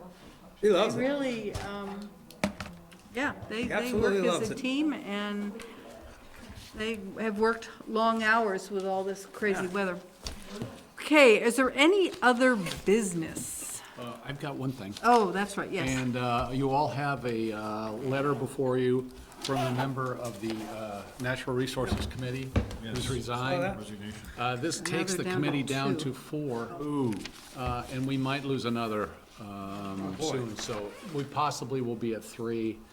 One option you have is to suspend the activities of the committee until the summer when you're in appointment mode and try to completely fill that out. We have been advertising for the position, haven't gotten any. Yeah. And I think people pay more attention in the summer when you're doing that. Plus, you get some people who can't make it. Front Porch Forum or something? I haven't seen any on Front Porch Forum. Well, I would actually like to have a conversation Yeah. about maybe reconstituting or creating a committee that would have open space and natural resources as a standing committee as their focus, and maybe carry on some of this open space work and information and help us with that. And maybe that would generate some additional people who are, it's a little more focused kind of than a natural resources committee, which is, or at least we've defined open space maybe better for the public, and maybe that would be a way to get someone interested to serve. It's just a thought, and we'd have to. No, it's a good thought, because we're We going don't to have have to to go do to the something, we're going to have to state do a lot. change that, do we? No, not at all. That's totally a decision you could make.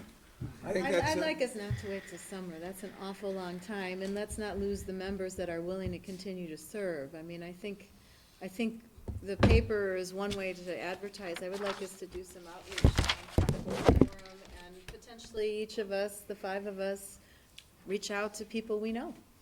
I'm not talking about the natural resources piece, that I tend to agree. But what Helen said is formulating, I think you said formulating a group to work on the open space. Well, make it a standing committee, rather than have a natural resources committee, maybe you make a natural resources open space committee. Well, that And it might generate more interest. Yeah, I think it would. We got some good reports and stuff that they can work on. It's certainly related to natural resources. Not a new committee, I but just think- expanding the charge. Yeah, I think so. Yeah, expanding it and Making- renaming it, or. Yeah, naming it so that people know what they're going to be doing. I like that. Yeah, me too. I think, we can just do that, Kevin? You can do that, obviously the. We'd have to warn it. Yeah, and you'd have to maybe come up with a little bit of a change in there. We have to warn it for a name change? Do we do that in February? No, we can just or- change, wait. You can come up with a new charge for a combined committee. Probably want to ask the open space committee members if they want to serve in a combined environment. And, and just survey Oh, them right. and see if they're interested. And see what they want to do, do you Well, we think? could Helen? invite them to the first meeting in February to have that discussion, or is that something that should be a sidebar discussion? What if we wrote to the open space committee members and said, would you be interested Sure. in serving? And just survey them if But they. discussing the charge, should that be done in Oh. a public meeting, or? Sure. Sure. I think we can find out from the remaining 4 members of Natural Resources if that's of interest to them. Okay. And, But we'd need to identify the charge first, so that would be at the first meeting in February? well, I was thinking that they might help develop the charge, have the people who are interested. I don't know. Well, I think they could. They could have can't they have an informal meeting of people that are interested and work through the charge and then come back to us and say, this is what we think? Right? That makes sense. So let's do it that way. We took it down to 5, right? Is that Yes, we 5 their did, number? so they So, could- so Six to the, 9. It was 6 to 9. 6 to 9, okay, so Oh, if they go under- down to 3, then they don't have a quorum, okay. Under an expanded operation committee, we might look to have 9. Well, that's what the original size was. Yeah. Might even go to 11. I mean, I wouldn't have a problem with that. For Well, I natural guess resources and the open point is, space. should we have a council discussion and talk about some of this and maybe at the next, I don't know when, in February sometime, see what the charter is, what their work is, what we've asked the Natural Resources Committee to do, and maybe we can recraft it, expand it, and, maybe even rename it, just to give it a little shot in the Yes, arm, yeah. and then present that to the 2 committees. Okay. The group who've served as open space and then the natural resources, and see how many of them might be interested. Well, lots of developers, if we had open space to that, they'll say, yeah, I want to serve on that. Well, they can be part of the conversation, it's not a bad, No, I see that as having the potential to be very, very balancing. So we'll bring that in a February meeting. Good. The charter, Oh, and so- have that discussion. did you pass this around? We've already signed this, right? The yeah, warning yeah, for the that's just annual an So meeting? extra I just want to be, because, I have had conversations with one Natural Resources Committee member in particular, and he really does appreciate the natural resources aspect. Do you want it in this? So if it's going to become a clearinghouse for what do we do with these 25 parcels, No, it can't. I'm not sure that he will stay on that. So I think we should be careful Agreed, absolutely. that this should not be a way for them to grind their axe. This should not be a way for, right? This should be really focused on the natural I think we have to make that very clear. I mean, that's part of serving the city, is you leave your biases at the door when you step into the committee and work on what's best for the city, with luck. My last thing is, we have been invited to present the budget before Charlie's fine office and cameras on what date, Tom? The 29th of January at 5? Oh, at the studio? 5 at the studio. What day of the week is the 29th? It's a, Oh, it's just- I think it's a Wednesday. Helen can't make it. I can't make it, I'm gonna be out west. Tuesday night? Would we have somebody who might be able I to make can- it? I'm a candidate though, so I don't know if you want me. I have class until 6 Tuesdays, Wednesdays, and Thursdays. So you're out, Helen's out. Tom and I are candidates, but I'm I don't willing think to that do makes it. a difference. Or alternatively, we can ask them to change the date, but we have a time slot lined up. If Megan, if you can do it, or if one of you can do it, that'd be great. What time of day? It's 5:25. It's a very quick little thing. Yeah, it goes fast. You know, it's like I the probably debates. could do it, but I don't know if you want me to do it. Well, Why would we not want you to do Let that? Tim go. Let I Tim don't- Yeah, go for it. That way, Tom and I. You voted for the don't budget have this any- year. This year. I'll put my makeup on. Pancake. We'll coordinate with you on Okay. that. You can talk about the pension. Yeah, right. Okay, I don't understand. how we- adjourn? I'm over adjourned. Okay, All in favor? Aye. Aye, thank you. thanks. Oh.